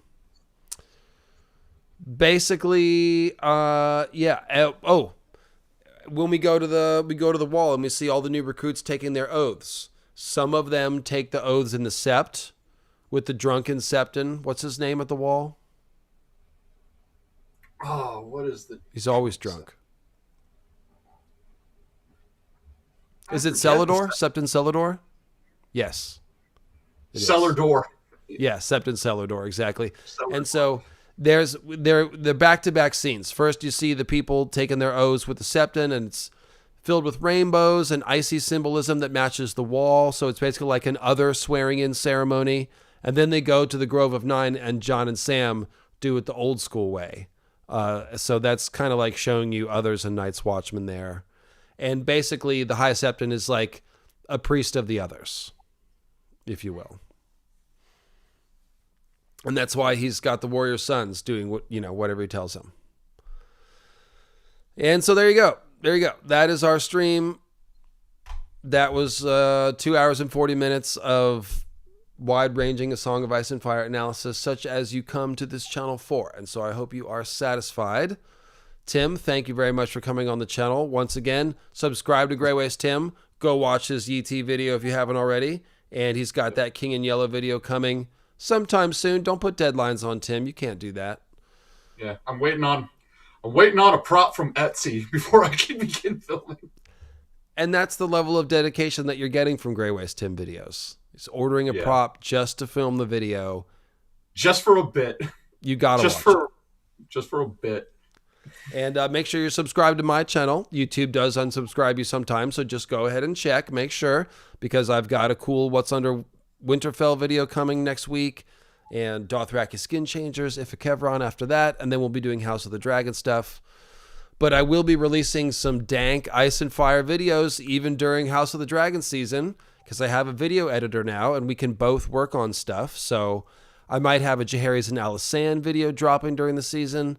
Thinking about doing a God's Eye video, True History of Valeria coming up after the season. So, yeah, lots of good stuff happening here. Thank you guys for supporting on Patreon and on with YouTube channel member subscriptions. And that's it. So, again, thank you, Tim. You've been a wonderful companion. As always, I appreciate you and your dedication to the bit. Always dedication to the bit. That is what you are known for. Yeah, so check out the ET video. Be on the lookout for the next one, Roads to Carcosa, the influence of the King in Yellow. And then I also will be doing more my own live streams in the future, more looking into like the mythos in A Song of Ice and Fire, where I read those trace the origin backs to some of the stories that George has drawn from inspiration. The next one I want to do is a Bran MacMorn story, Worms of the Earth, where I want to look at not just Bran MacMorn, but just the brands of A Song of Ice and Fire. Bran as a concept, the repeating brands, because the Bran is an archetype, and because Worms of the Earth is just a treasure trove of A Song of Ice and Fire parallels. That's cool. The chat is excited. Are you watching From, Tim? No, I'm not familiar from. What's that on? It's just a series that's happening now. I don't know what it's on, but it's just called From. I'll have to look it up. Yep, that's what it's called. Yeah, right now I'm in preparation for the Roads to Carcosa. I'm rewatching season 1 of True Detective because I want to talk about that. But yeah, I'll look into From. Cool. Well, I think I'm going to watch House of the Dragon season 1 before the season starts. So that's what I'm about to do. All right, guys. Thanks a lot. See you next time.